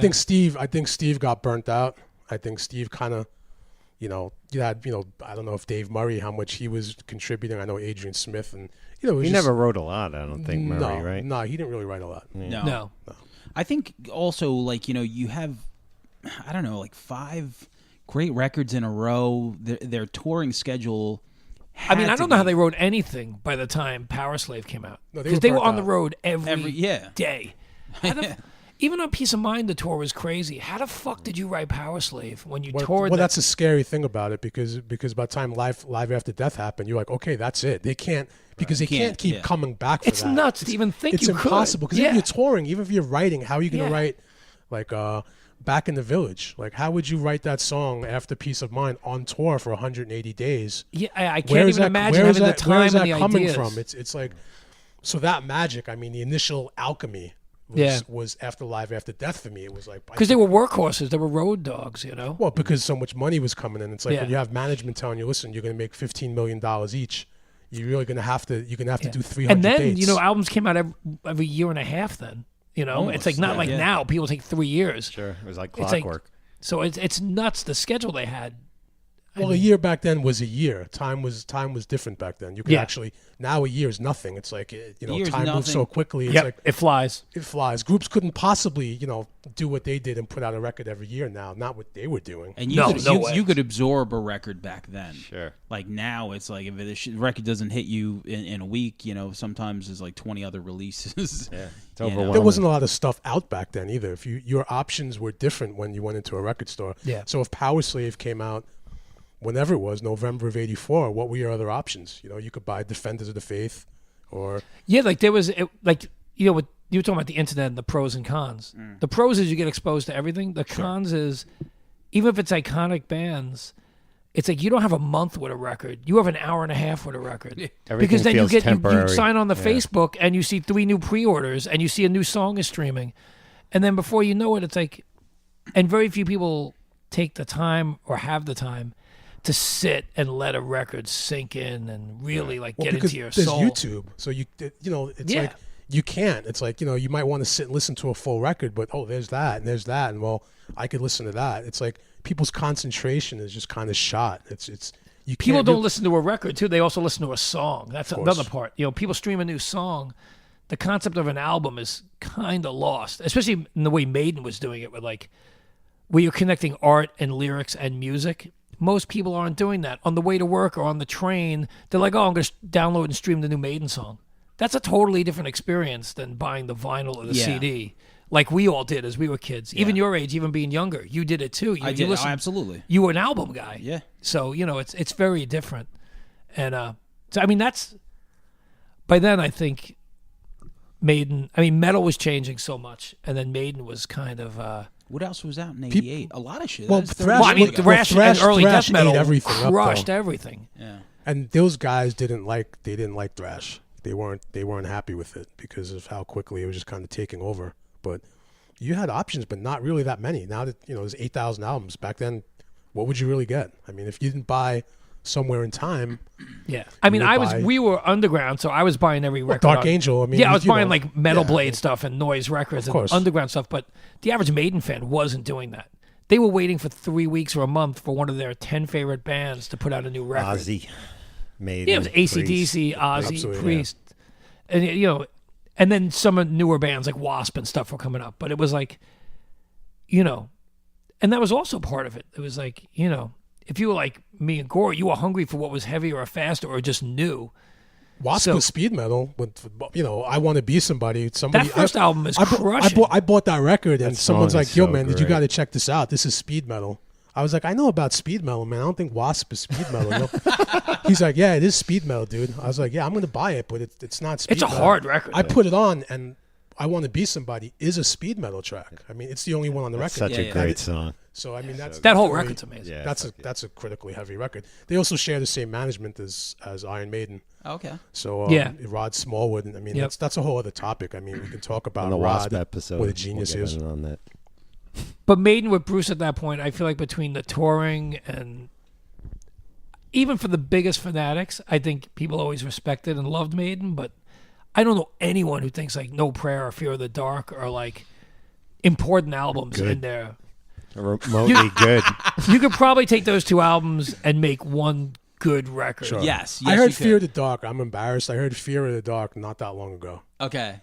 It's pretty cool. I mean, it sounds Yeah, like, it's good. It's like I'm like, all right, this isn't bad. It has this song that like me and my bass player Dave always laugh at because we loved it, but it was so stupid. And Tail Gunner. It's just like climb into the sky and never wonder why you're a tail gunner. You're a tail gunner. Like it's just like the most ridiculous Most thing. bands but only might do one song in their career about World War One Yeah, dog fighting, but they got another one. But he's in there also a after pilot. Aces High. But he's Yeah. also a pilot, so it's like, thank Like you God guys covered the subject. at least he didn't write like a concept album about fencing. oh yeah, Absolutely. I mean- and he was big into that. I mean, Yeah, he was- I listened to Bruce's audiobook. It's like 11 hours. And I got the book. You know, Really? he brought that. yeah, it's he- interesting because he kind of Did you just. really? I really did. He kind of just for like this episode. he goes over the really important stuff. Like he just kind of forgets that, like Peace of Mind and Live Really? After Death happened. Yeah, he's like, yeah. So after Peace of Mind, somewhere in time we did that too. I'm like, yo, what? What are you where's- shot? So he It's like purposely 3 years of his life. Yeah, and most of that was talking about fencing rather than talking about. Yo, he loved fencing. He He really was like did. Steve Harris. Loved Kerrang has football. pictures of him fencing a everywhere. duelist. Yes, Yeah, the that's- duelist. Yeah. Yeah. absolutely. But yeah, so going forward, I remember, No Prayer for the Dying. And I think that was the first album cover that Derek didn't do. Yes. Yeah, it is. Pretty was. sure. I think it is. Terrible. album And by cover. then, I was old enough to like just kind of not like it. Yeah. I was just because Holy Smokes was the first like single, and by then There's weird songs on that though. That's Isn't like such a weird Mother song Russia title. on Mother that? Russia was weird. There's some decent songs on there. Accident. What is it? We got Adrian Smith left for that record. That's when Janet Gers Gers. That's came in. right. Yeah. Yeah. How That do you guys feel about him Janet still Gers. kicking around? In Wait, there? he's Fuck that. Go ahead. cunt. Wait. Thank you. Is he talking about Janet? God. Yeah. That's a whole other 3-hour podcast No, on but our it's- hatred of this guy. Yeah, it's just like death threats. Because Yeah, yeah. Him and Eddie Trunk. Let's Yo, like. Ron, thank God. Ron, fucking. I hate like, that human your, being. Your it was like a paragraph post after like the last show about Janet Gers. Oh His God. dancing, the That ballet prancing dancing. fucking my God. bitch. At First of all, one you're in a point- band like Maiden that has like a lot of energy, but it's like organic, natural energy to music, and you're like this prancing. You look like a Broadway loser trying to steal the Yo. spotlight. At Yo, one point with I wanna them, stab I'm him. like, you Definitely. know what? That's nice. They didn't have the heart to fight. It's like a Rick Allen thing, kind of. Hey, we'll keep the guy around. We'll have 3 guitar players. Yeah, but you know what? I don't need him out there. But I you know just why need he's there? Adrian He's and Dave. this guy, Janet Gers. I mean, I respect his history. He was in the New He was in Wave- White Spirit. He was in White Yeah. Spirit. This guy is only here because Dave Murray is a lazy motherfucker. You understand? There's no other reason. true. Because Dave would You honestly. hear Sorry, that, Dave. Dave Murray? He Let's might be let's listening. speak facts. Dave would rather be playing golf, which he does. Dave is the least metal member, Yeah. and they didn't want a member change. So Dave's like, I can't really do this anymore. If you notice, all his solos have changed. I mean, a lot Yeah. of his. So they brought this dancing fucking retard that can't sit still. But he He's like came an from Bruce's epileptic. solo stuff. That was like Yeah. the original Tattooed in. Millionaire. I didn't even know. Yeah. I didn't even know He's that. on that first Okay. Bruce album. All right. Oh, I didn't So know that, that. yeah, he's on Tattooed Tattooed Millionaire. Right. He is, No- right? I'm not crazy. Yes. No he reason was. to bring him into the fold. It's on that. There's no reason to have 9 guitarists. Well, I get that Yeah, they it's- brought him in to was it replace Chicago? Adrian, but then once Adrian's back, it's like, all right, And thanks it's for at- your service. tell him to take a Yeah, hike. yeah. Though. It's just visually appalling. And at that Good point, word. It's like It's Good word. distracting. it's like okay, Yeah. Distracting. It is. Yeah. Distracting. distracting. appalling, Fuck yeah. disrespectful, atrocious, Yo, I'm going back to like, vile. I'm like going back to like violent days where I'm like, I want to bring a slingshot in and shoot this guy right in the throat. I would buy He tickets puts his just to foot up harass on the him. monitor. He puts his foot up on the monitor like a yoga mom. And I'm like, what the fuck are you doing? Why doesn't someone punch this guy? I honestly didn't think we'd be going there tonight where we're talking about I knew we would be. No. I didn't know we're talking about Janek's foot on the monitor because it's exactly where we need to be right now. There's no other apex of. Let me tell you, It's I rough. think he's looking at Adrian and Dave, thinking like they're playing guitar, so I don't need to play guitar. I'm just gonna swing it around my How head. Right. dare you? That's it. How dare you take that stage and do that? Yeah, This you know isn't what it White really Spirit. is? This It's is not don't- White Spirit, brother. Don't take the goofy. spotlight.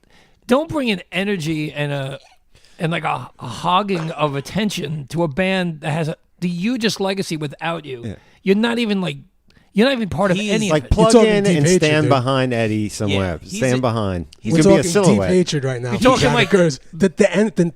The energy we're like shooting at him is so negative right now. Yeah, I mean, he probably just had a heart attack. We just killed him. Yeah, dude. we just the killed him. nicest guy in the world. he might as He's well a get sweetheart. He might as well I'm get. sure he is. He is. He might as well like wear Guy. a suit and be like the other Boss Stone guy that doesn't do anything but dance around. Yeah, Just, it's like- yo, drop the guitar and just dance. Hopefully he's not Yo, plugged be the in. you know? bass player at Judas Priest. Stand by your amp and Right. shut the fuck up. Yeah. I prefer just that collect guy. the I prefer Ian Hill a Yeah, lot because more than Janet he holds Gers. it down cool. He holds it down mad cool. Yeah, he just rocks back and forth. It's That's all like you play need to bass do. in AC/DC and Priest, you just do your shit. Yeah, play your position. And yeah. you're real, and that's it. Yeah, but this guy can't sit still, if you noticed. No, he cannot stand still for a painful second. as fuck. It's terrible. But on Brave New World, he wrote some stuff, and I actually do like it. And I think he actually fits in the modern. If you go into the modern Maiden thing, he fits in the writing scheme. It's just his don't whole step stage and on stage. performance thing. You're defending him now, but you just wish. I'm just defending his. testicular cancer I'm on him. defending his musical input. You want him to be heard, but not seen. Yeah, I mean, he should not. You want him dead. Definitely. All right, no matter what, Definitely. we'll tag him in the episode and see how he feels. So, all right, but so yeah, No Prayer for the Dying, and then Bruce leaves after Fear of the Dark, and looking back, Fear of the Dark had some pretty decent songs. I think Be Quick or Be Dead is one of the best songs that they've ever did.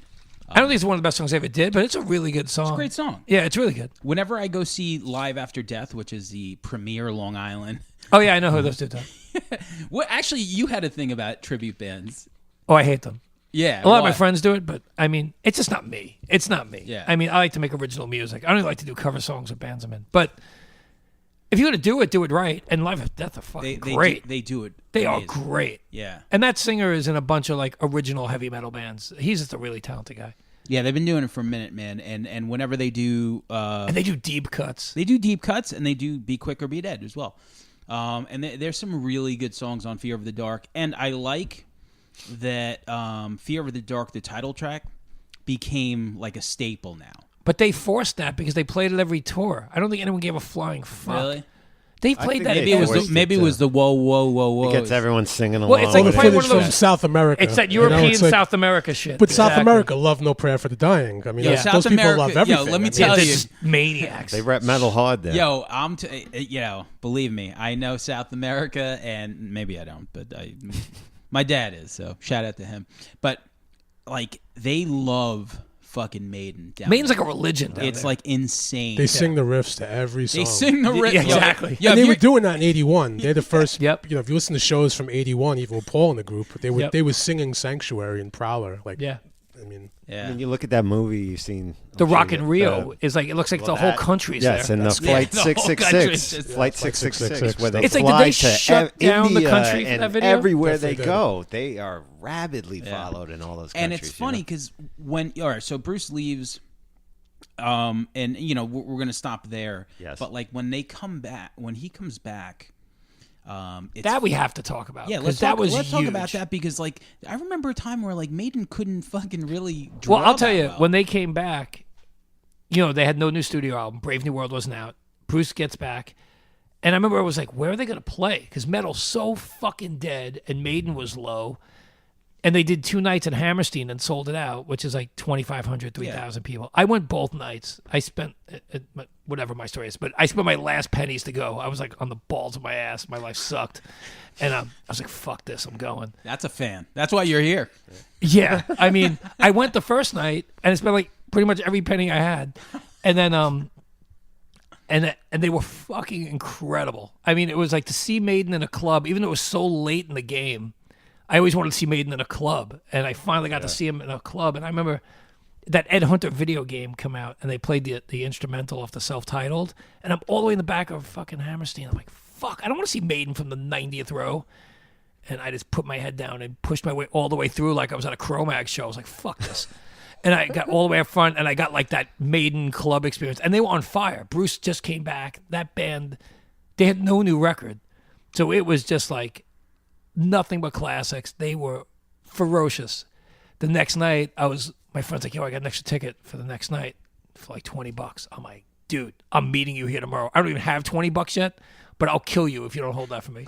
And he did, and I got in the second night. I actually met Steve $20, Harris that night. Man, $20. you met Steve Harris. I met Steve Harris that That's a night. whole other And it was episode. probably, Yeah, it's all right. You didn't ask him to come on. but that was the first time where it felt like metal was starting to come back. It was small. It was like a little ripple, a little wave, but like people were rabid to see Maiden with Bruce again, and Bruce wanted to be there.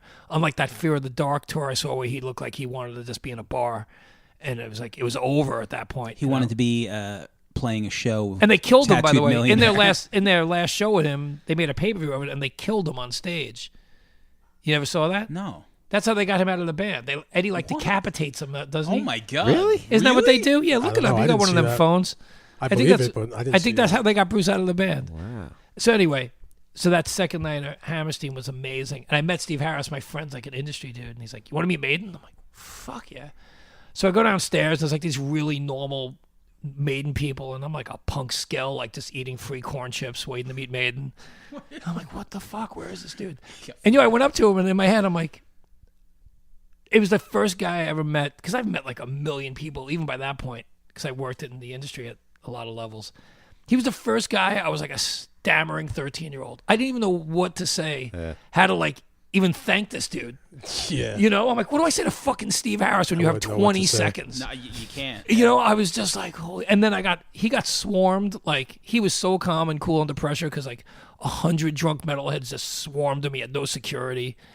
It was like Penn Station rush hour, but everyone was trying to get on, instead of getting on a train, they were trying to get to Steve Harris. And he's just standing there with a smile. And I'm like, this guy's so smooth under pressure, man. Yeah. He's like 5'3", right? And I had none.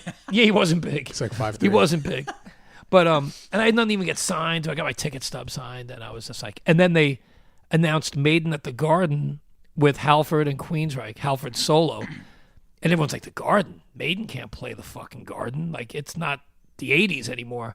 And it sold out. And that was such a huge turning point for metal in the States. Because everyone told them that this place is going to be half empty. And they sold it out. And they were so proud and so psyched. He talked about it 3 times that night. He's like, you people all showed up. And he's like, metal's coming back. And we're fucking back. It was like a rallying cry. It's like, yo, leave your kids home again. It's time to be a metalhead again, you suburban losers. And everyone, there were great. dudes there that were 38 wearing their trooper jackets that they had in 8th grade that didn't even fit on their tits. It was, but everyone was in that mindset, this is special. And Halford opened that night. It's before he rejoined Priest. He saw metal was coming back. He had put out that Resurrection record. Yeah. He went metal again instead of Yes. that 2 garbage he was doing. Oh yeah, absolutely. And those were the ripples of metal starting to come back. Definitely. And it was that Resurrection title tracks. that whole record's sick. Yeah. Fuck yeah. And that was huge, man. That Maiden came back proper. And then Brave New World was coming out and everyone was scared. And it's and if you accept New Maiden, it's the only new Maiden record I think is great. Wicker Man. Yeah, I mean, that was the That single. was on there. And then I saw him a couple of years later at the Garden again with Motorhead. And That was the Dio. next time they came Yeah, back. man. Yeah, and they were still great. Of course. But Motorhead and Dio opening? That's insane. yeah, but Motorhead played to nobody that night. Well, because they were on at 7:30. Yeah. The Garden is punctual as fuck. But I saw Maiden at Jones Beach, and that was and Motorhead opened. There was even less people. It was dismal. Yeah. That opening slot's a death slot.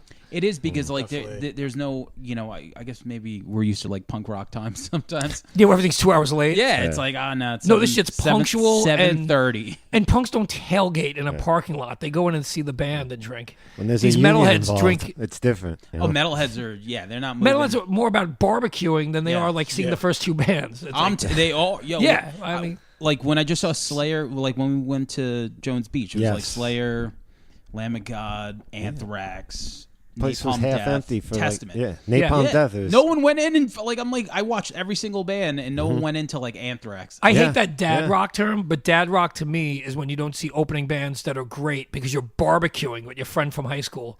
It's you're a Yeah. fucking idiot. Definitely. Do that tomorrow. Yeah. Bring your friend over for a burger tomorrow, you moron. See fucking Testament. What the fuck's wrong with you? I know. Whatever. That's them. Yeah, so closing up Legacy of the Beast tour, I got my tickets. I'm gonna I'll be there. just for shits and giggles. I'm gonna read the set list for one of the It's shows. a pretty pure set list from what I heard. So Aces High, Where Eagles Dare, 2 Minutes to Midnight, The Klansman. Which That's I guess, a Blaze track. I'm sure Gore doesn't know that. But he does it actually way better than Blaze. Really? The Trooper, Revelations, For the Greater Good of God, The Wicker Man, Sign of the Cross, Flight of Icarus, Fear of the Dark, Number of the Beast, and Iron Maiden. And then the encore. Wait, there's no Killers? No, the encore is well, this is one of them. I'm sure that they'll mix it up. The Evil That Men Do, Hallowed Be Thy Name, and Run to the Hills. So that I mean, was that's a solid set list. that's a for fucking 20. solid. You're They never played gonna Number the make- Beast. Was it Number the Yeah, Beast yeah. on that? Yep. Yeah. You're never gonna make everybody happy when you have that much material. That's a pretty you know what I mean? solid So set. that No, but sounds that's a pretty good I good. can't really list. complain. No, I can't I pretty complain good. about that. There's at least 10 I saw classics. them. I saw them on a Matter of Life and Death tour, and I had no idea that they were going to play the whole record. At the Coliseum? Yeah. Yeah. Dude, people were livid. I was there too, Yo, man. I was there. I took played my the whole wife's record? young cousin, You there? and I was like, No, "You're I gonna wasn't hear the epic old one," and they just did that album. Well, because they It was didn't like- announce it in advance. No. That's No. what they did. That was Wait, shady. they did the whole Yeah. record? No, That they whole did- record? Yep, They and played Bruce the was whole- cursing people out who were yelling for old stuff. I remember He was like, somebody "Fuck." Wow. passing a sign up that Yeah. said "Play some old stuff," and he ripped it in Yep. half and Ripped it in- shit. because He was mad. We're watching it, and it's a pretty Matter of Life and Death is okay. But like by the 7th song, me and my friend Dave, I'm like, yeah, I think What's they're gonna, going on? I think they're gonna play the whole song. It was I was like about 3 deep when I was like, something's not fair. it was like European Vacation, where By the like, time he's they like, got to the classics, like everyone's energy was drained, or they felt betrayed. They barely they gave did them. 4 Yeah. songs. It was Yeah. like, hallowed be thy name. They did Evil like That 4. Men Do. They But did why would they think What, to the everybody Hills, would maybe? want to see that whole record? 2 Why Minutes to wouldn't they Midnight. play, did. another record? But Priest learned. They have the same management as Priest. Priest, like a year or two later, because Maiden got slammed for that. Yes. They Priest announced that they were going to do their whole new record because they were proud of it, but they said we're playing smaller venues. But if you want to see Priest in an intimate setting, we're playing us 3,000 seaters. Well, they did it But right. we're doing the new record. Right. But they put it out there straight up. Maiden is always, they never swerved their fans. They were It was always like cool, a but that new was a record swerve, that they man. were That going was to a jam swerve. down my Seems like throat. it. That's what I It felt was a like. major swerve. You Everyone know. was like, That- what the that fuck? was You a don't do swerve. that. No. But from that moment on, now they're doing the 2 years. So then they put out the record, and then now they do something like Legacy of the Beast. They always like do the on and off. So they, Well, because they learned the they hard learned. way. Oh yeah, they have because everyone was there. Like, what the fuck is going on? Like, Yo, if it was the 80s and they did that, there would have been cars on fire in the parking lot. Oh, forget it. Like, if they did that during the Somewhere in Time tour, Yeah. every guy like me and Gore would have set the fucking Coliseum on fire. I'd like, kill straight myself, up. dude. I did. I would have been throwing fire extinguishers through the windows. Like, that's the mindset then, you know? Yeah. Oh, But I man. mean, but everyone's older and just yells and complains and goes on social media like, that sucked. Because it's a different vibe. Ron still keeps it real. You gotta bring firecrackers back at M80s, like, Yo, you know, dude. concerts. You So ever if they're gonna play a full album from top to bottom like that, I'm like, yo, fuck this, and just like Yeah, like I almost got M80s killed with are- M80s at some Slayer shows at the Garden. those were the worst. That was the worst. I got blown off a chair at Clash of the Titans. It was like a Vietnam thing. People don't realize that's another topic about fireworks in the 80s. Oh, yeah. dude, I saw Rat and Poison. I won tickets. I didn't buy them. I saw Rat and Poison in '87. You're safe. I You're swear metal I either didn't way. buy 'em. I go to the show, me and a friend of mine, dude. I almost got my fucking eardrum ripped out Yeah. by like an M80. I said, "This is a Rat and Poison show. There's No- mostly girls here. Is Yeah, anywhere it's a- safe? Who's lighting these What kind of fireworks?" society is it? Somebody- A man can't Is go that see bleach, Poison. Is that without- bleach blonde on the kick shirt? Is she throwing M80s? Throwing An trays of angry, fireworks, dude. an angry boyfriend who didn't win tickets. He had to pay for. If we it. never do a Slayer one, I'll tell you my Slayer story in 10 seconds. It's Clash of Titans. Alice in Chains open up because Death Angel got in a van accident. It's Anthrax, Oh, Megadeth, that's the van Slayer. accident. That's when I Yeah. remember that the drummer Yeah. got fucked up. Yeah, I remember. So I watch Anthrax and Megadeth and Alice in Chains up top with my friends, but I have like a 10th row seat in reality. And I mean, I'd seen Megadeth and Anthrax like 12 times by then. So I was like, it's an arena. I've seen them in the clubs a bunch. Right. But Slayer, I got to be in the violence, So I go down. I'm with my friend Kevin. And the way it's set up is like there's there's the stage, then there's 30 rows of chairs, then there's a walkway, and like another 30 rows of chairs. I get to like my 10th row seat. It's like the first 30 seconds is an intro, maybe like a Hell Awaits type intro thing. And an M80 blows me off my chair. Like it blows me 5 feet off my chair. realize, I felt like I was in MASH. I was like, what the fuck? I'm on the ground and like everything's spinning. I don't know what's going on. And I'm like wobbling around like a lost puppy. And I go past the 30 rows between the two sections of 30 rows, and there's like 100 security guards. They're like holding back. It's like Black Friday shit. They're holding back like 500 rabid metal fans who are trying to climb over each other to get to the front, and they're throwing their chairs over the top. And I'm getting hit with chairs. I'm like wobbling around. I'm getting hit with chairs. I'm like, what the fuck is happening to me? It all happens in 20 seconds. And my friend grabs me, and they knock the security guards over, and like Fire and Metal just bum rush the place. And there's chairs being thrown everywhere. And it's complete madness. Was The that floor- was that the show when Tom Murray was like, "Thanks, New York"? You No, that was fucking the- that was the- assholes." that was Felt Felt Forum. Forum. That's that was right, Felt Forum. That was Forum. underneath the garden. My bad. That Yep. one was even more psychotic. Yeah. That one almost didn't happen. There was riot gear on. That M80 was lit. Yeah. I see what you did. Yeah, that was clever. I'm gonna put a lid M80 up good. your ass. So, but that was violence. It was crazy. So, in closing, I just want to, like I said, me personally, I thought it'd be fun to just say the 10 Iron Maiden songs that we like the best. Okay. So we'll start with you. Just give me, read off the 10 that you. It's hard to put this in any kind of order, so I'll just read it off here. Caught Somewhere in Time, Hallowed Be Thy Name, Wasted Years, Rhyme of the Ancient Mariner, Flight of Icarus, Number of the Beast, Aces High, Trooper, Killers, and Still Life. Yeah. Yeah. Very good. Still left. Still life. Wow. Yeah. I mean, I love that song, but that's. I had to pick that's- one deep cut. Yeah, you went deep. Yeah.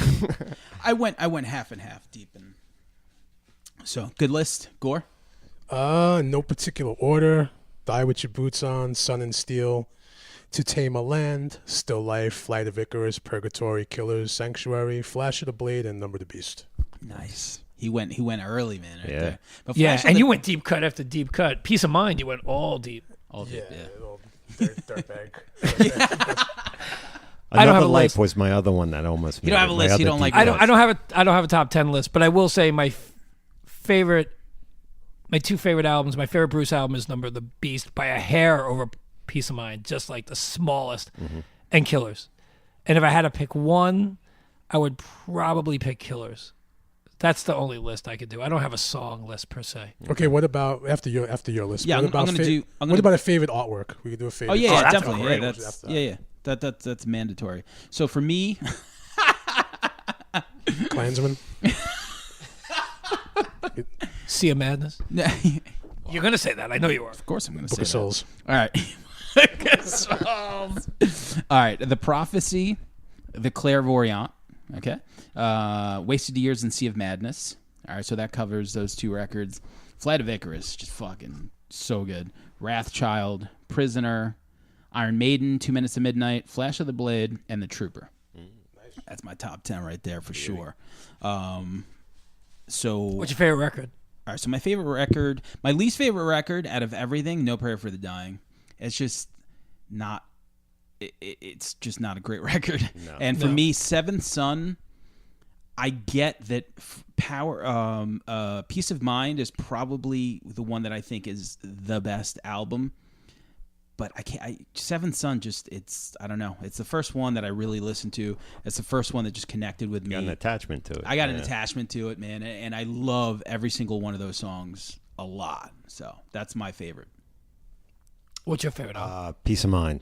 It was between that and Number of the Beast, but Peace of Mind just, I don't know, every song on it is great. I mean, the first, 5 tracks are all Maiden live staples. You could say bangers.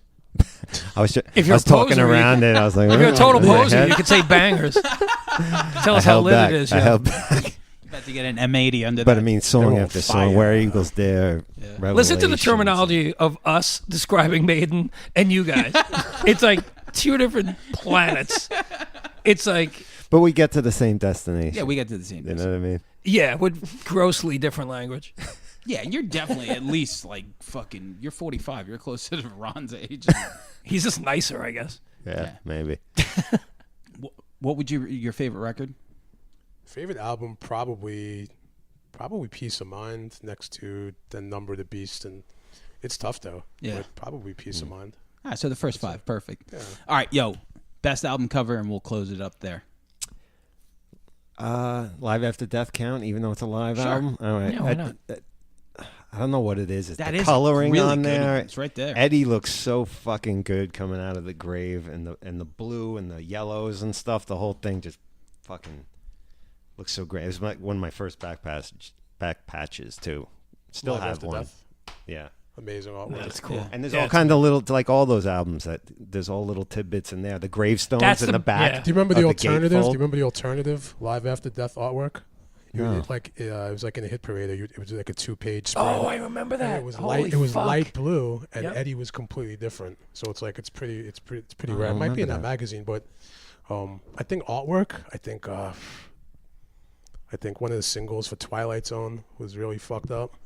Made in Japan, and definitely Purgatory. I think Purgatory, hands down, is the scariest, most satanic, brutal metal cover ever. Number one for me, Purgatory. Yeah, my favorite Maiden artwork is actually on singles. Yeah. I love There's everything. Run to the All of Hills. them. I Run mean, to all the, of my them did. 3 favorite would be Run to the Hills, Mm-hmm. Purgatory, and the Sanctuary EP where he's like stabbing Thatcher. He like just killed Thatcher. She's tearing down a Maiden poster. Yes. Yeah.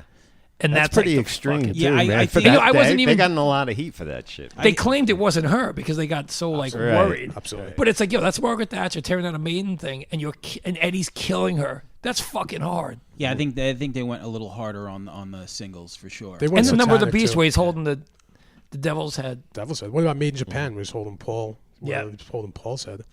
Purgatory, I think, was the most satanic. I mean, quick story. I would go to Mexico. My dad lived there. And 81, 82, you'd see amazing amounts of merch, like for Maiden in supermarkets. You know, so like I went to a supermarket and I'd see a Purgatory long sleeve, and it's like $2 So awesome. sick. with like rare tour dates. That's what I- heaven looks like. Yeah. I really, gotta he be. brought sick Maiden stuff. I should have brought my fucking Maiden stuff. I have at least my shirts, man. Yeah. You should have So- brought the shirts For sure. so I could be angry. I'm gonna close it. I'm gonna say my favorite album cover is Killers, just because it's raw. Yep. That's It's great. minimalist. Fucking Eddie, Eddie looks Savage. dope on that shit. straight up. He's a young Eddie. He's a young. Well, in the first album, a he had pimp that Eddie. punk But the first haircut. album, but the And first was a now album, he went baby. full He was a- metal and the Killers. first cover he was an Long infant. hair, probably. The second cover he was getting laid. The Yeah. third cover they threw him somewhere because he was depressed. You know. Then he came back to be God. Then they killed him again. I mean, but the first one is so perfect because it's a band no one knows anything about, and they have this deranged looking innocent. fucking. But the guy, but Eddie on the cover, he's chilling. He doesn't really know what's going on. It's like, in other words, he's not pissed like Killers. He's just kind of Yeah. chilling. He's like, "What's up, man?" Yeah. What's up? So you can't hate him. You grew to really like the guy. You know. Yeah. He definitely kicked it up a notch on Killers. You know. Killers is hard. I mean, that's definitely the sickest art. It just like It's simple, but it's It's so sick. simple, but it just like you know you getting something good. The detail, the people in the background, and the windows, and like all this. I love the how ones to the big hills, he is though. on it. The whole thing is perfect. The Run to the Hills rules because he's like in the confrontation, and then there's all the people watching. Absolutely. That's Yeah. around the flame. It's like I There's like not, the Aces High one I can't too. think of many bands that have as many great covers. Like Yeah. they might. What about forget? I mean, yeah, of tour course, shirts and the stuff. tour shirts and fuck the yeah. flyers, the European flyers that Yeah. came out at the time, which like obviously there are books and stuff, but there's so many where it's like I didn't understand where Derek Riggs even had the time. All the Yeah. import Maiden's covers, worst art is better than 99% of the Yeah. band's Yeah. best Oh, art. absolutely. It's like Absolutely. it's in a league by itself. Absolutely. And it's fitting that No Prayer for the Dying was not done by Derek, and it's their worst album. How What does about that X work? Factor? I don't know anything about that. Was that what kind of artwork was that? That was weird. It was. It's like Cyber, isn't it? That's Jesus terrible. Christ. That's Wait, terrible. It looks like He I don't did even. 2 albums, right? He did 2 Blaze. studio records. X Factor looked kind of like almost like claymation, right? Is that the one? Jesus. No, isn't it like looking like some like modern Star Trek-y one? Isn't that X Factor? I don't know. I don't know those albums too much. Anyway, Yeah. why would they They're call it not album good. X Factor? But Yo, Bruce sings wait. those songs live, and they sound way better. You actually, you guys had Blaze Bailey on Yeah, we your interviewed podcast. him. Me and Artie interviewed him on the St. Vitus podcast. Totally, He was yeah. totally cool. He seemed super cool. Super cool. Huge Maiden fan. Yeah. He even said when they were kicking him out, he's like, "You better be getting Bruce back." Yeah. He's like, "The world needs Iron Maiden," and that. Of course. He was totally like. That's cool. He just He seems tough- like. that's he a did tough 2 gig fucking to records take, with him. What you more know? do you want? Yeah, That's a tough gig. And then That's I like asked Gary him- Sharon and Van Halen. You just don't stand a Oh, chance. boy. Yeah, I mean, there's some shoes that are like just unfillable. Well, you know what? Fuck the Van Halen brothers for thinking they could do that 2 times in a row. That's ridiculous. you get. Because those guys are the most delusional. Those Yeah. brothers are the most delusional, sick bastards of anywhere. The megalomaniacs. Yeah. You think you're gonna get your son to fucking your son to sing harmonies like Michael Anthony? I don't think so. But Anthrax has like 4 singers. You know, I mean, some of these Yeah. bands just They keep. do- no. Yeah, but it's been- Anthrax There really was had that no dude that was integrity in it what they for were a doing with minute. Bush and like the way they went back and forth with Bush. They and had an Belladonna. identity crisis then.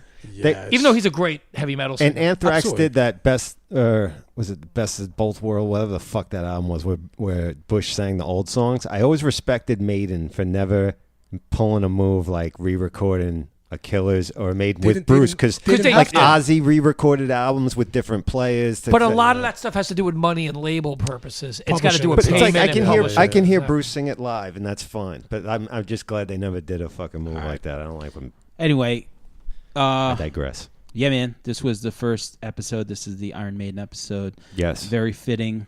Thank Up you. the irons, people. Shout out to all the rivet heads. Yep, and Earth Dogs. Dogs. Jesus, We had to go deep. We're fucking old. Yeah, we're sold. Thank you, Ron. Thank you, Gore, for man. doing No doubt, it. man. It was fun. And That that's shit it. was lit, dude.